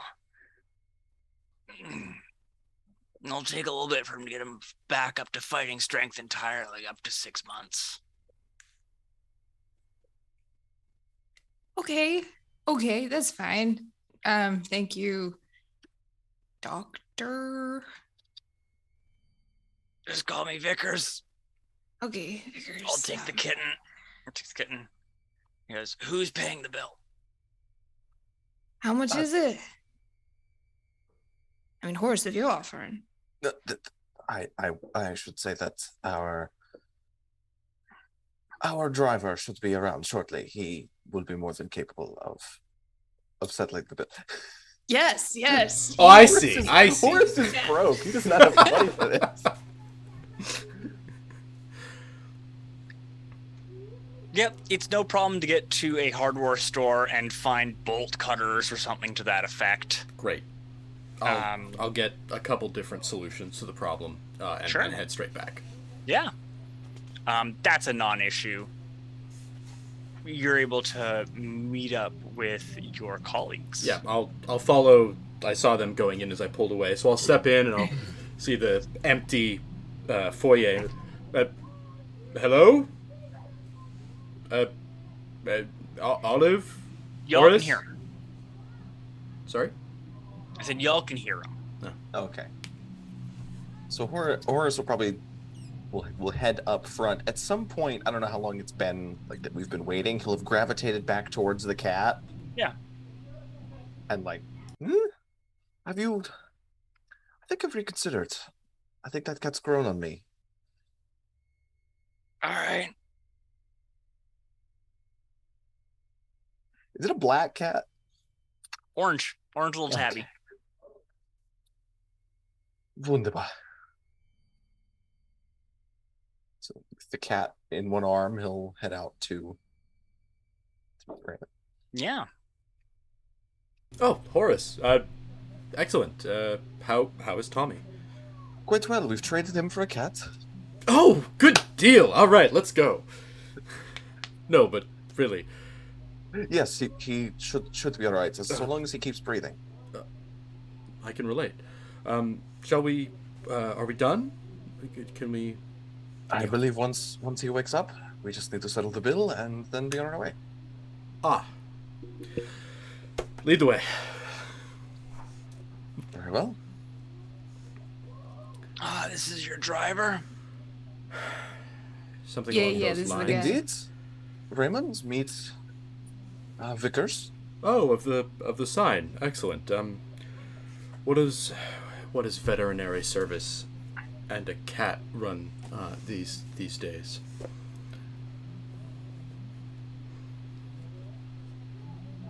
$20 if I don't call the cops for a day. $40 if I don't call them at all.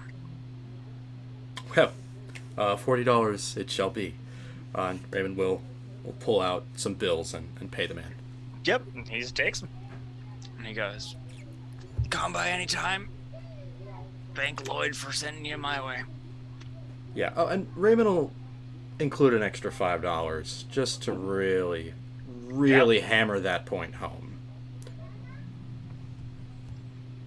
He brightens a bit with that, and he goes, "Thank you very much.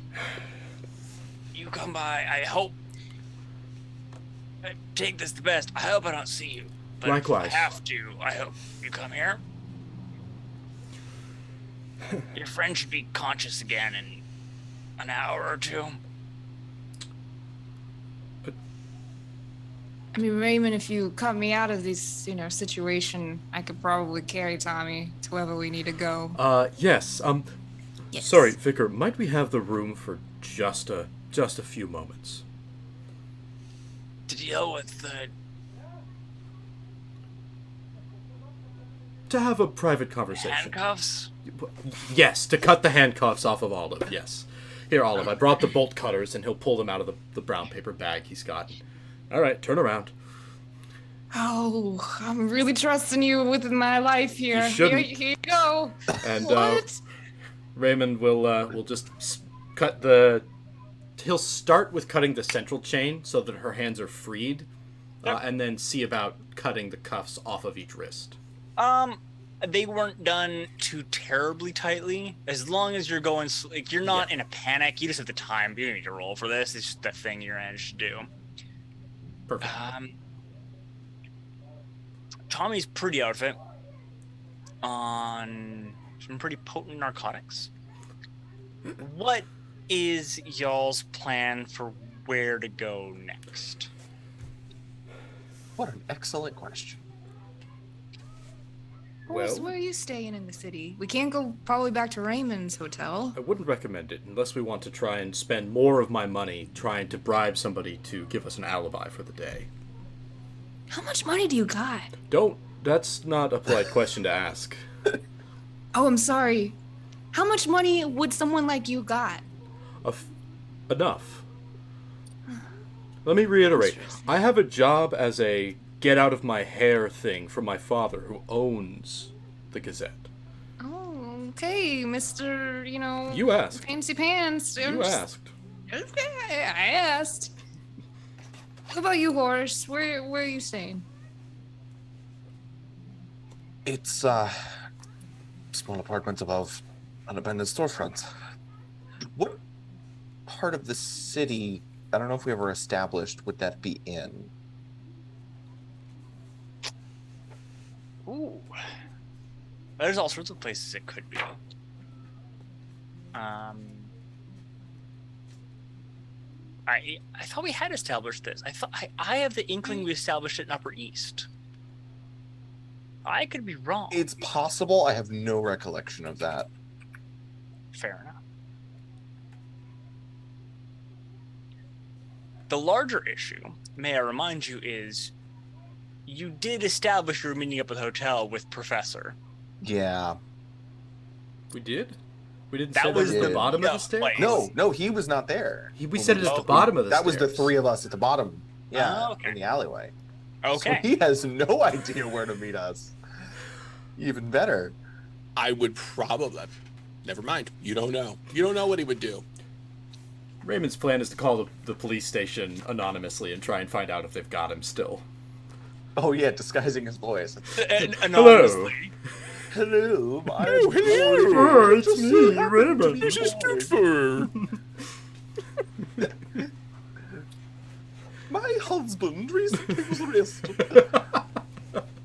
Hello, I am dead.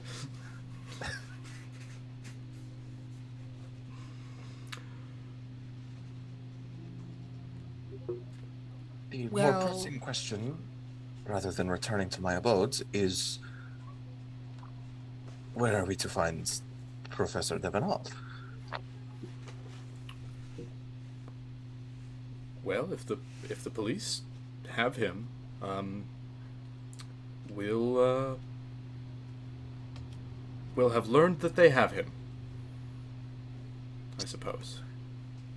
Does anyone know where the professor usually stays or his... Olive, you've literally been to my apartment. Oh, I know where the professor stays. We can drive by tomorrow and see if he returns.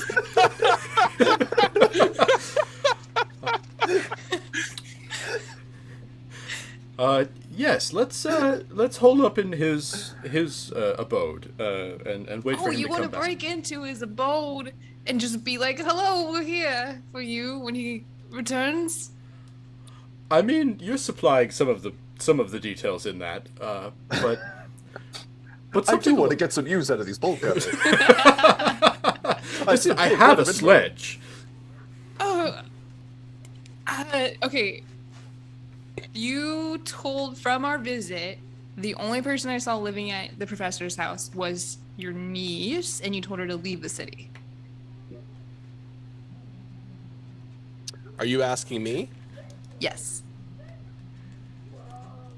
That is what I'm remembering. Is that correct? I don't know how much of the details of who's living at my apartment I shared with you. Olive would likely know the nature of the building. Right, like it's a very large house that individual rooms are rented out of. Yeah, I don't know if just breaking into the professor's, play. He's got like a whole setup, and if we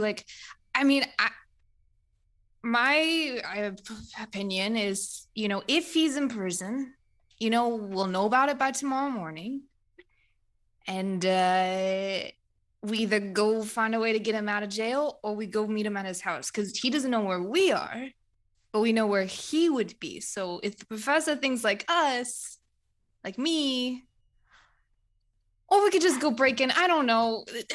No, you have a point, Olive. I think that we did get ourselves into a little bit of trouble letting ourselves into anybody's house an hour and a half ago.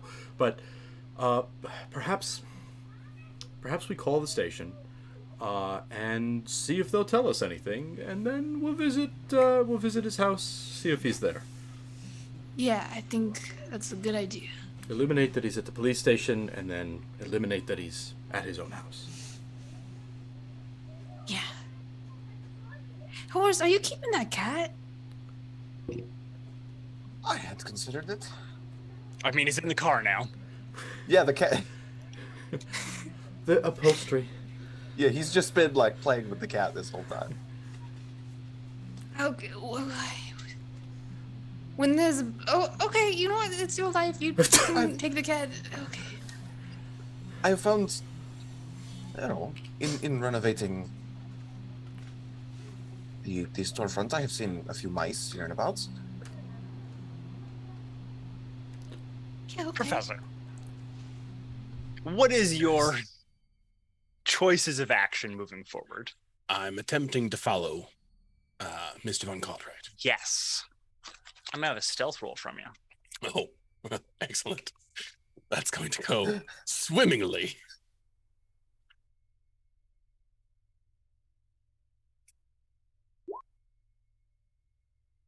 Not at all. Oh, he Not starts at all. singing a hymn while he's. No. No. You follow the figure for a while, for half a block. It's pouring rain when suddenly you see Edmund across the street. So it has to be him, not the person you're following. So you adjust, and then you notice that there's another Edmund, and then another, and then another.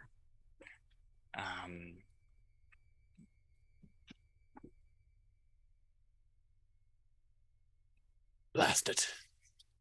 I don't understand what he's doing.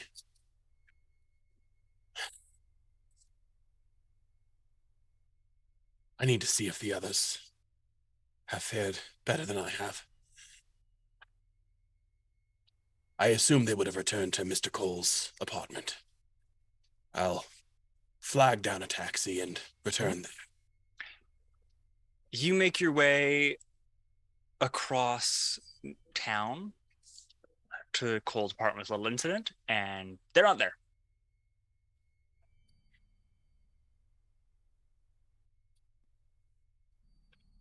Is the woman that owns the place and rents out the room available?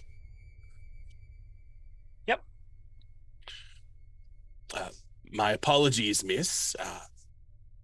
I was here earlier with an associate of mine, Mr. Thomas Cole.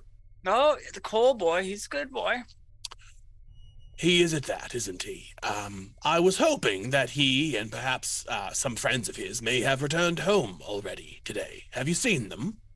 Nope, I haven't been around. Ah, so they quite possibly could have returned while you were out? I wouldn't be going out in this rain. I thought you said you hadn't been around. They haven't been around. Oh, my apologies. My hearing is not what it once was. Oh, it's okay, Jury. The likes of us have to stick together. Would you mind horribly if I waited in Mr. Cole's room for them to return?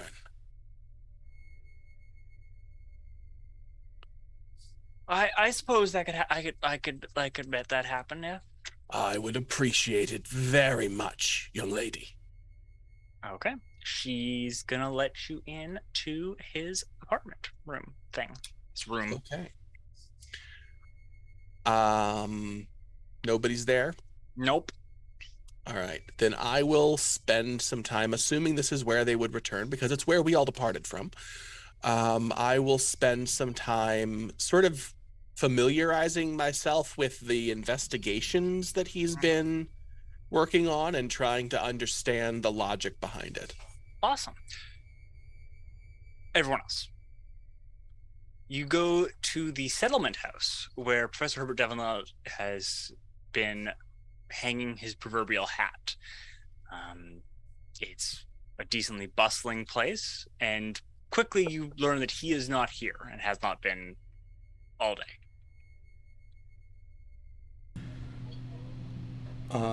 Well, we'll leave a note, slide it under his door, be like, I guess, call Raymond's suite and leave a message, I suppose, if we don't run into you? Anybody? Mm-hmm. You would also note that Tommy wouldn't have his own phone. His house would. Oh.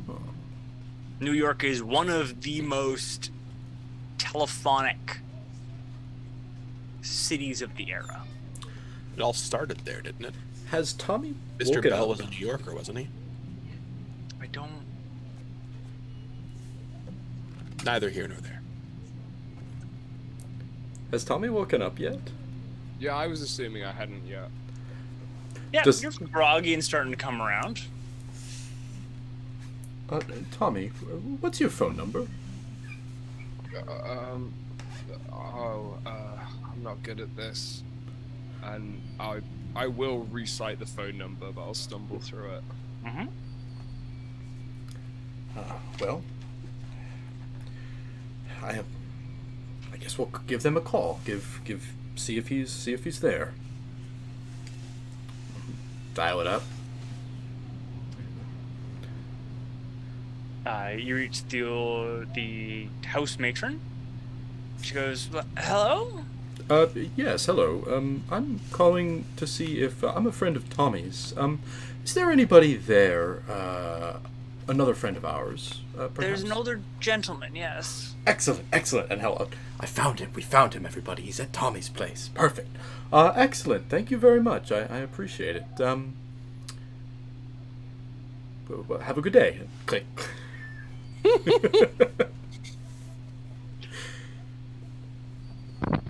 The lot of you, excuse me, the lot of you are able to soon thereafter meet up at Tommy's apartment.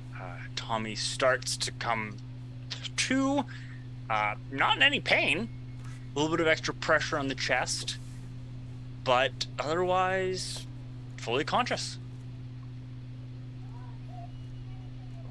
I think we're going to be a little bit slow for the next few days. Try the next few weeks.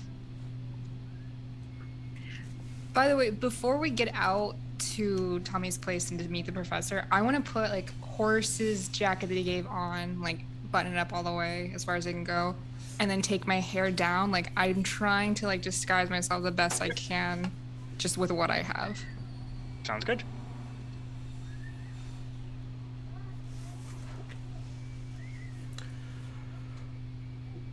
Well, Tommy, do you have keys? I can unlock the door if you can fumble them out of your pocket. Well, hold on. Are we gonna stay at Tommy's place or? I actually don't think we should stay here. I'm pretty sure the police are going to turn up at some point. Yeah, why don't one of us go get the professor to come to the car? I'll fetch him.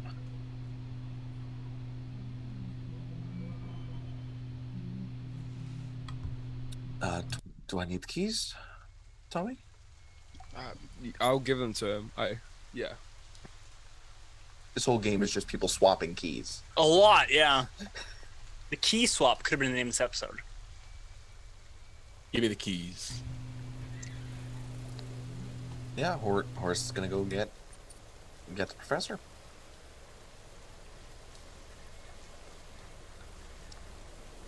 As you open the door, the professor is like examining these boards of string that Tommy has set up and trying to make head and tails of it. Am I making any progress? Tommy, what is your conspiracy board? Well, I guess most of the new revelations are missing because we've been out and about. Right. But generally, so there are two. One is about trying to connect the missing parts of the Black Rabbit, things that people that we've met, and how they've like intersected with each other. Because I'm much more interested in who's causing it than what it's causing. The other one is some lost pirate treasure and is irrelevant to this plot line, but interesting nonetheless. Okay. All right. Do I gather any new insights about our situation from the information that Mr. Cole has put together?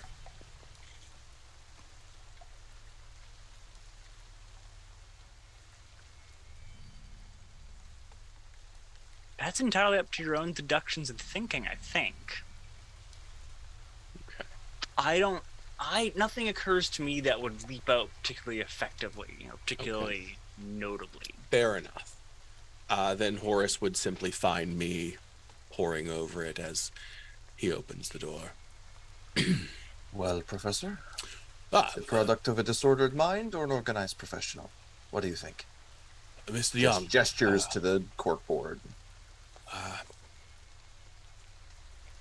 I'm not the studier of the mind that you are, Mr. Young, but I think the lad may have some keen insight here. I'm not seeing anything that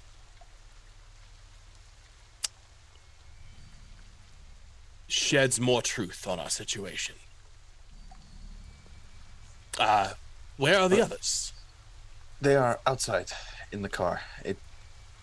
In the car. Yes, we are determining. We have determined that it is best to show our faces as little as possible in places that we can be easily connected to, such as here.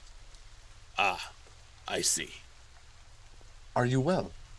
I'm as well as I can be, considering the things that we've seen over these past days. Mr. Young, I'm as healthy as I was when I last saw you, at least. The police were not too much of a bother then?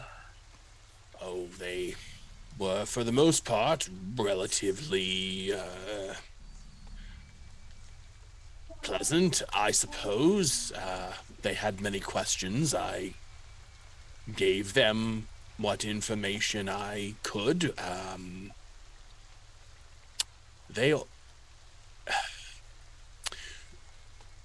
We really should all speak together. Where are we all traveling to? I assumed we would be meeting back here and discussing our findings, but... Yes, that is the subject of our most recent conversation.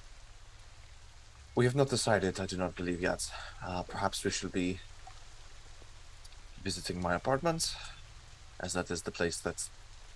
Why is your No one will- apartment any better than Mr. Cole's, if we're concerned? Because we have not been seen there as a group. But you have, and you were also taken in by the police and handed over to that same hospital. I assume they have all of our addresses, if that's what we're really concerned about. Correct. It is still an open discussion. Fair enough. Let us get you to the car. Quite right. Lead on. Well, and Horace and his cat lead the way outside.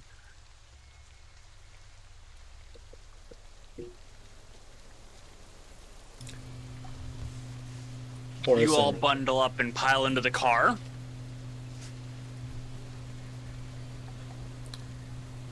And Raymond will just start driving, kind of aimlessly, maybe heading for outskirts-ish, nowhere in particular, just kind of being in motion. Where are we Are off, you- Mr. Fox? Are you generally heading, when you say outskirts, Manhattan is an island. And you have relatively few ways off it in this era. Are you trying to head out towards Brooklyn and Long Island? Are you trying to head north? Or are you trying to head down towards Jersey City? I'll just head vaguely north for a time. Yeah. Professor, I'm not headed anywhere in particular at the moment, just to be moving. I see.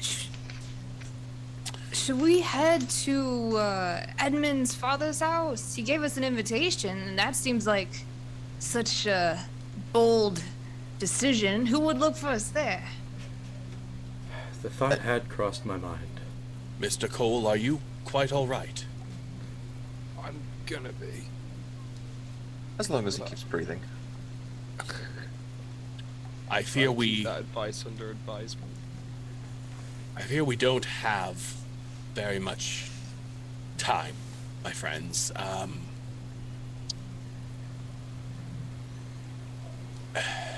Edward was there at the precinct when I was being questioned by the police. I'm glad to see that my ruse led them away and that all of you managed to escape relatively unharmed, at any rate. But,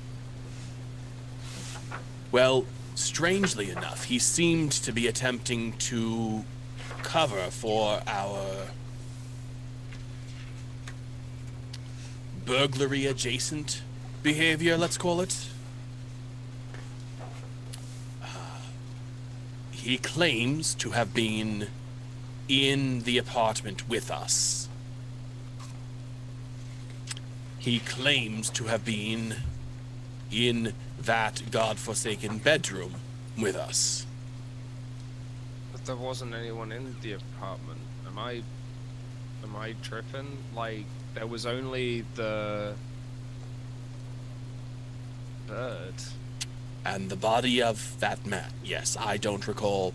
There certainly was not anyone else in the apartment, but he claims to have been. A body? Have you not told them about the body, Raymond? I was doing my best to forget. Frankly. I can understand that. We were more immediately concerned with Thomas's condition. Of course. Of course. Nonetheless, in addition to making that claim, the young man attempted to explain away the firing of my pistol, which... Can I please have that back? Yes, Raymond? absolutely, Professor. Here you are. And Raymond will Thank you. Pass it back to him. I will thoroughly check it to ensure that it is in good working condition and that no other bullets have been fired, as I continue to explain that he claimed that I was simply explaining the use of a rifle, or of a handgun, or some such thing, and it misfired. It was all a joke, apparently. I don't know if I want to congratulate a guy trying to bring back to end the world, because he got the police off his scent. Like, that doesn't seem like that helped us, that just helped him. That is a fair way to view the situation, and he did, in fact, then seek me out after I was released and thank me for apparently assisting in ensuring that the corpse was not found by the police. Though I did no such thing, at least not of my own intentions. The final words that he shared with me before walking away, and then, never mind. The final words that he shared were that it was in our best interest to leave the city immediately, or else when something big occurs very soon, we would all get caught up in it, despite our special ability to avoid such things. Whatever on God's green earth that means.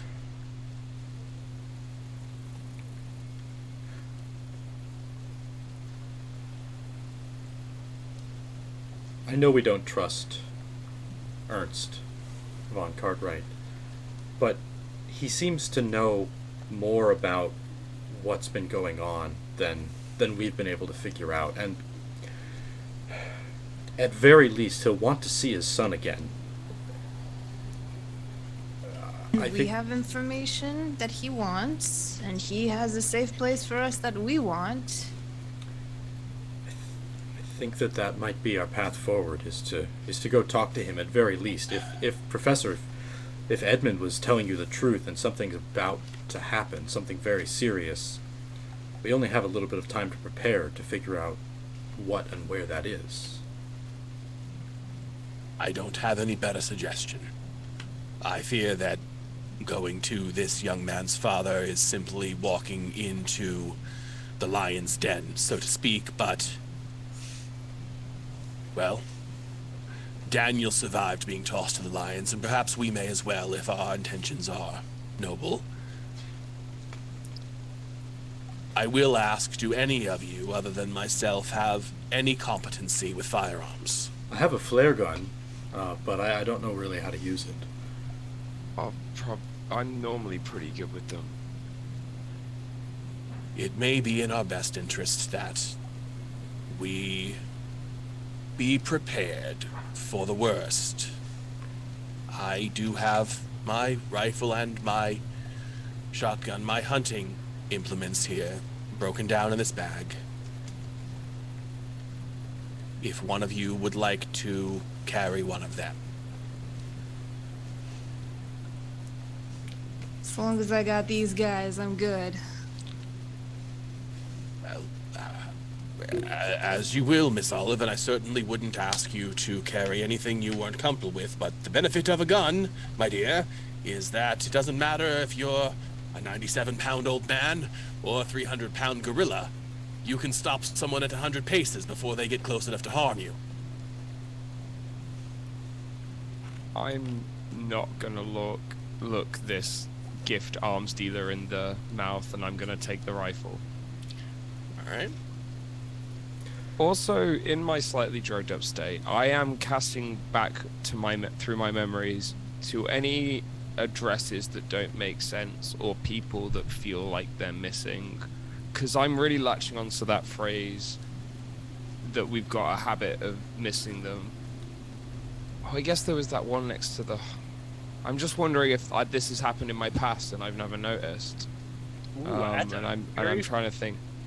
fair and interesting note. I will note that the one piece of paper with the numbers on it, now that you all have some time kind of zigzagging across the city to go over it, you are able to tell that it is a map for presumably the section of Bleecker that's missing,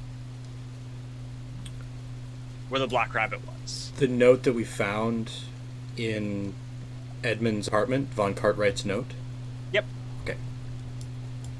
So X matches to X of that would be the part taken out. Y to Y, that's the part taken out. So it was mapping the section of the city to be removed.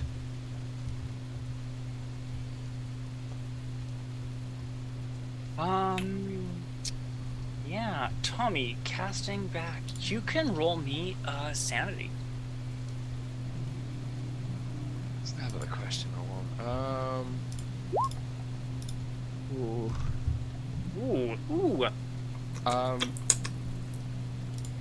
No, I'm not going to push that. Let's accept this. You can't, so... Oh We yeah. can't push on sanity rolls, yeah.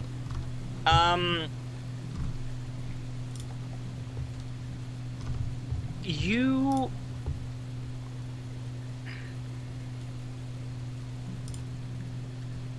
It's weird to look for an absence, right? Like, it's hard to determine what an absence is. But as you're kind of thinking on it, Tommy, you realize that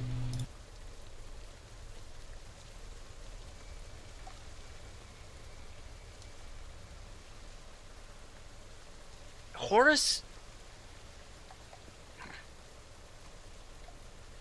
Horace is supposed to be a consultant of sorts. He's supposed to have a practice. And you both remember him talking about at least one patient, but also he has no patients.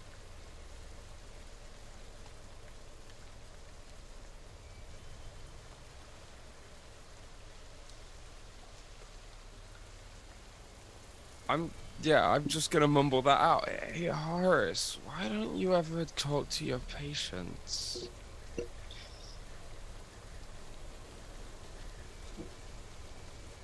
That's awfully silent of you. You're on mute, buddy. Sorry. My clients, yes. Do I remember? Do I have the name to pull? Ooh, you're gonna roll me a sanity as well. Oh, dude. Oh, yeah, I figured. That's not good. Oh, buddy, you are holding on. Oh. Holding on by the... I'm rolling better when I have much less sanity. But also, you have read the chapters of the book, no? Yeah. Okay, cool. So you're able to pull some things together. Oh boy. Think about the last time you saw your client. Okay. Not long later, you saw the whale. The whale appears when folds are made. Right. You now don't entirely remember your client. It's vague, and the details are already, it's almost fading like a dream in the morning. So you now know of, by my math, at least 6 folds.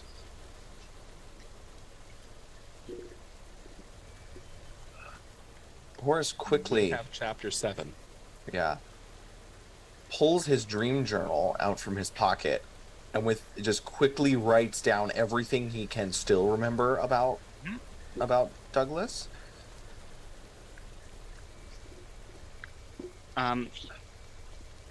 Yeah.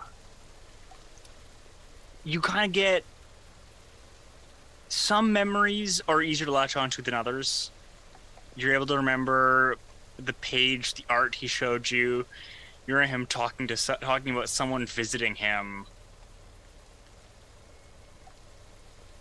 and you don't remember first meeting him. You don't remember the first times you met with him.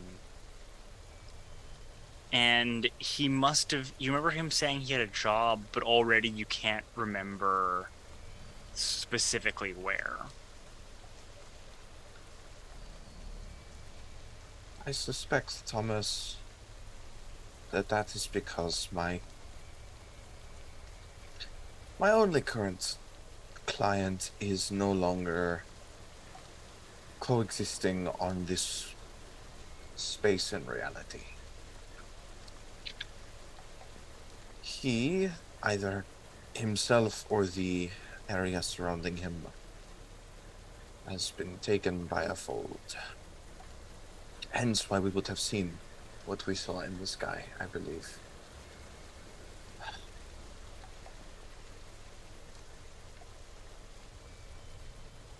As soon as Horace says that, can I start thinking about all the important people in my life? Yeah. Jeez. Olive, nah, you have no problem with important people from your life. Remembering any of them right now. And Raymond, thinking back to the unanswered phone call from a couple days prior, when he tried to get in touch with Arnie, is there any difficulty there? Nope.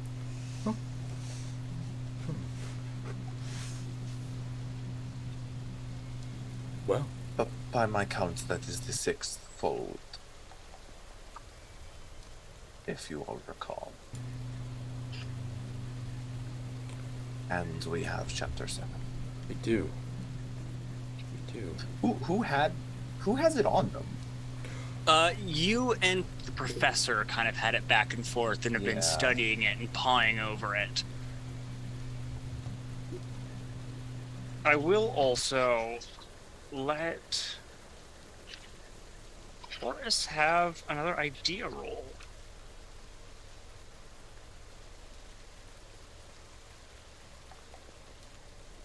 Fantastic. Fantastic. And you're gonna make a sanity roll after that, as you have a horrifying realization. I was hoping it wasn't that, but I was pretty sure. Oh boy. Well, you're only gonna lose 1, because you still rolled phenomenally. So, Horace, what you're able to piece together is, because the lot of you survived and half escaped the Black Rabbit incident, you're all in this half-folded state, which is both the reason that you have all these weird half memories and that you're able to remember things better, and presumably is also what Edmund was talking to the professor about. That is your weird little wrinkle of what's happening. Further, that would explain the birds.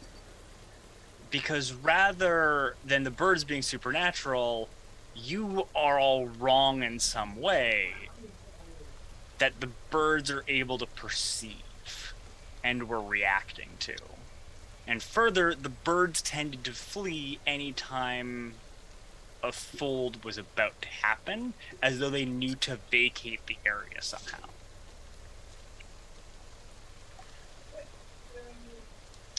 You're also able to realize if you want to fight fire with fire, you need access to more of this book.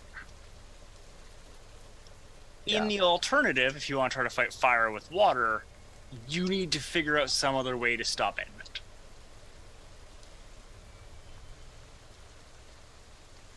Lifts up rifle, like. That didn't work last time. Oh, it didn't. Oh yeah. I'm not sure what you all mean. Edmund wasn't there, was he?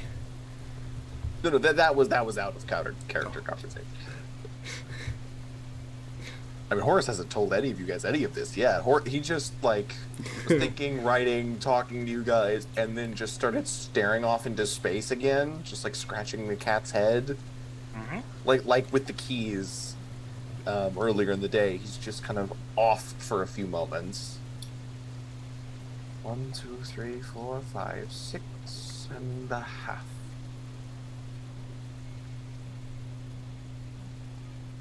Birds have good eyesight, no?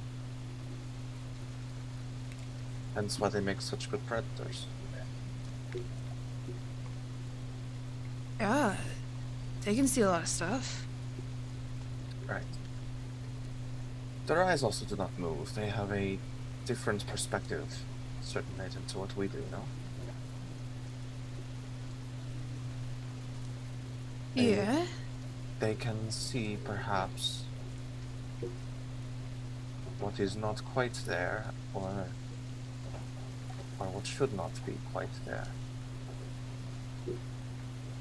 Have any of you ever seen those trick carousels of where a light is placed in the center and paper is rotated around to make an illusion, an image of movement, of some imagery? Yes, at a curio show or something. Yeah, something. Indeed.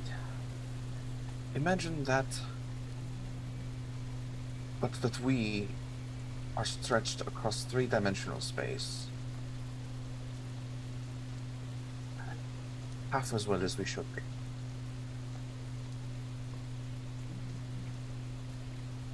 And that we are somehow Really not sure I understand. But we are somehow flickers of revolution around some unseen light.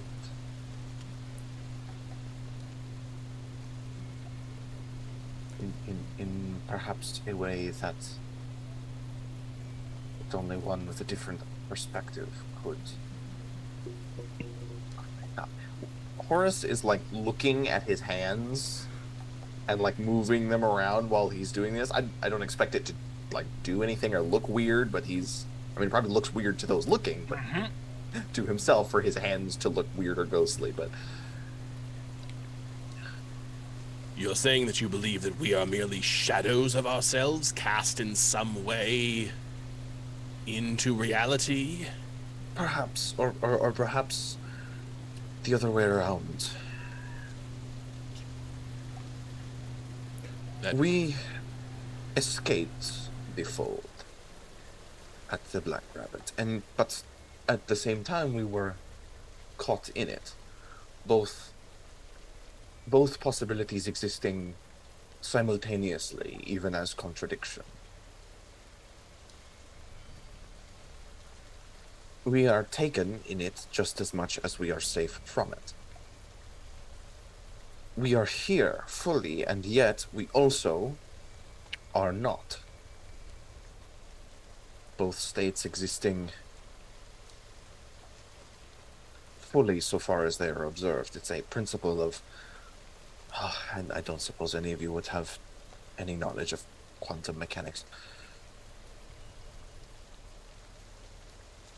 Well, I'm sorry, what sort of mechanics? A new burgeoning field of physics that suggests that things are not simply existing, that they depend upon perception. That a thing which is observed behaves differently to a thing which is not observed, merely as a matter of course. I find generally that is true of all mankind, that we behave differently when we are hidden from the observation of others than we do when we are in the public. Indeed. Imagine to extend that courtesy to all matter. That's to go beyond the smallest of that which can be seen. Things do not behave as things. They behave as ideas. Concepts more than physical reality. We exist, I believe, in some similar state, that we both are and are not safe. We are taken by a foe, and we are not at the same time.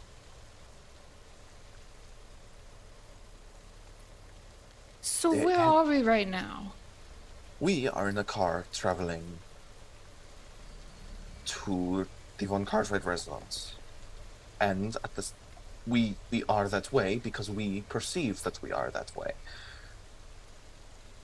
When the birds see us, they do not see the same thing.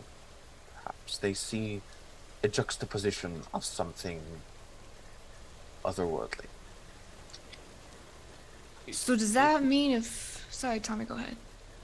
If we're trapped in this halfway state, then doesn't... Are we causing it now? Are we making it easier? No. I don't know. The means by which the folds persist is not simple. It does not happen accidentally or merely by our existence. No, it is possible that in some way we are a stop in the door, keeping it from closing fully, but... Or perhaps keeping it from opening fully. Perhaps we are gumming up the works, and that is why Edmund wants us to leave the city. I am not convinced we would be able to do that. Leave the city? Indeed. Well, is this elder Mr. Cartwright, Mr. Von Cartwright, in New York, or in Manhattan, or where is he? The Von Cartwright residence is on Manhattan in some of the areas that are still the big old houses. And you pull up in front of it as a moment of lightning tears across the sky. And we'll be entering next time. Thank you all again to Wandering Souls for checking out this edition of Black Rabbit Society. Things are quickly coming to a head, so make sure to check out what happens next. It's entirely possible they've moved through some things faster than I thought. It's entirely possible next time could be the last if they decide to speedrun some things. Or decide suicide's the answer, which it isn't. Call people if you need help. Thank you all again for watching. As always, super big thanks to Syrinscapes for all of the amazing sound effects and music they have. Thank you again to our own Professor Herbert Devenald, who is Leonidas-Games. That is leonidas-games. Link's going to be in the WBook. We also have to thank Peter Edgar for the awesome art. Again, that's The Dungeon Sketcher at Patreon. And then thank you again to Stygian Fox, who pay me and often help me do stuff, and I didn't steal anything from them from this week, but we have a big project for them coming out soon that one of the sneak peeks is going to be on this channel in a couple of months. So cool stuff coming down the pipeline. And awesome. Yeah. And also, thanks to Feline Ignite for the sub. Thank you so much for the sub. We really appreciate it, guys. Helps keep the channel going, so thank you so much. You're amazing. Oh, you're all amazing. And then two quick other pieces of housekeeping. Joel and I need to have words. Because Graham Bell claims the telephone was invented in Canada. And by God dang nabbit, our public television has showed us little mini documentaries about the importance of this Canadian moment. Well, my Google foo would disagree, but I could be wrong or Google could be wrong. I mean, I'm not going to lie to you. I think it's one of those things Graham Bell was like, no, yeah, for sure it was in Canada. Yeah, it was also in Massachusetts. Who are you? Another one of those I'm gonna ask that a exist question. simultaneously in The Bell Telephone Company was founded in Boston, Massachusetts. I'm gonna ask a question and make no presumptions about the answer. Was Alexander Graham Bell a good person overall? I mean, I think that's a big, complicated question. That's why I It make no is. presumptions about the answer. His quote was that the telephone was invented in Canada but made in America. Oh, What okay. what a perfectly well thought out answer. Yeah, it's like, okay, Graham Bell. He should have just said, "Nope, it's a Scottish invention, I mean, Right. yeah. all the way." Right? The other bit that is just a bit I needed to share, because your characters can't know, and the science doesn't exist until 1977 to know. Specifically, what the birds are reacting to is your magnetism is all off. Oh, interesting. Birds have magnetic receptors that I Yeah, think we that's discovered. correct. They're up in their like upper beaks and eyes, Yeah. and as a result, you all feel wrong to birds. Oh god, I'm glad we didn't get attacked by swarms of bees. Bees. They also respond strangely to Very strange, magnetism. Well, hold. Who's to say that like 30 minutes after we leave somewhere, just a growing swarm of bees Following us. Why do you think Confused Raymond swarm has goes- just been driving anywhere just Yeah. to be going? He knows. He knows. the Hopefully bees. not bee. Hopefully not bee going. That would be a problem. Oh We're trying to my. avoid bees are the going. bees, Oh my. because the bees are going. Well, this has been a great run, and I'm looking forward to wrapping this up and then moving on to the next chapter of our story, because we definitely will not be gone after we No. finish this particular story. Just a nice little arc ending. Absolutely. Everything will end really well, and it'll be absolutely fine. Nobody will die. Who's to say? Oh, we did jazz. It's We time. wanted jazz hands.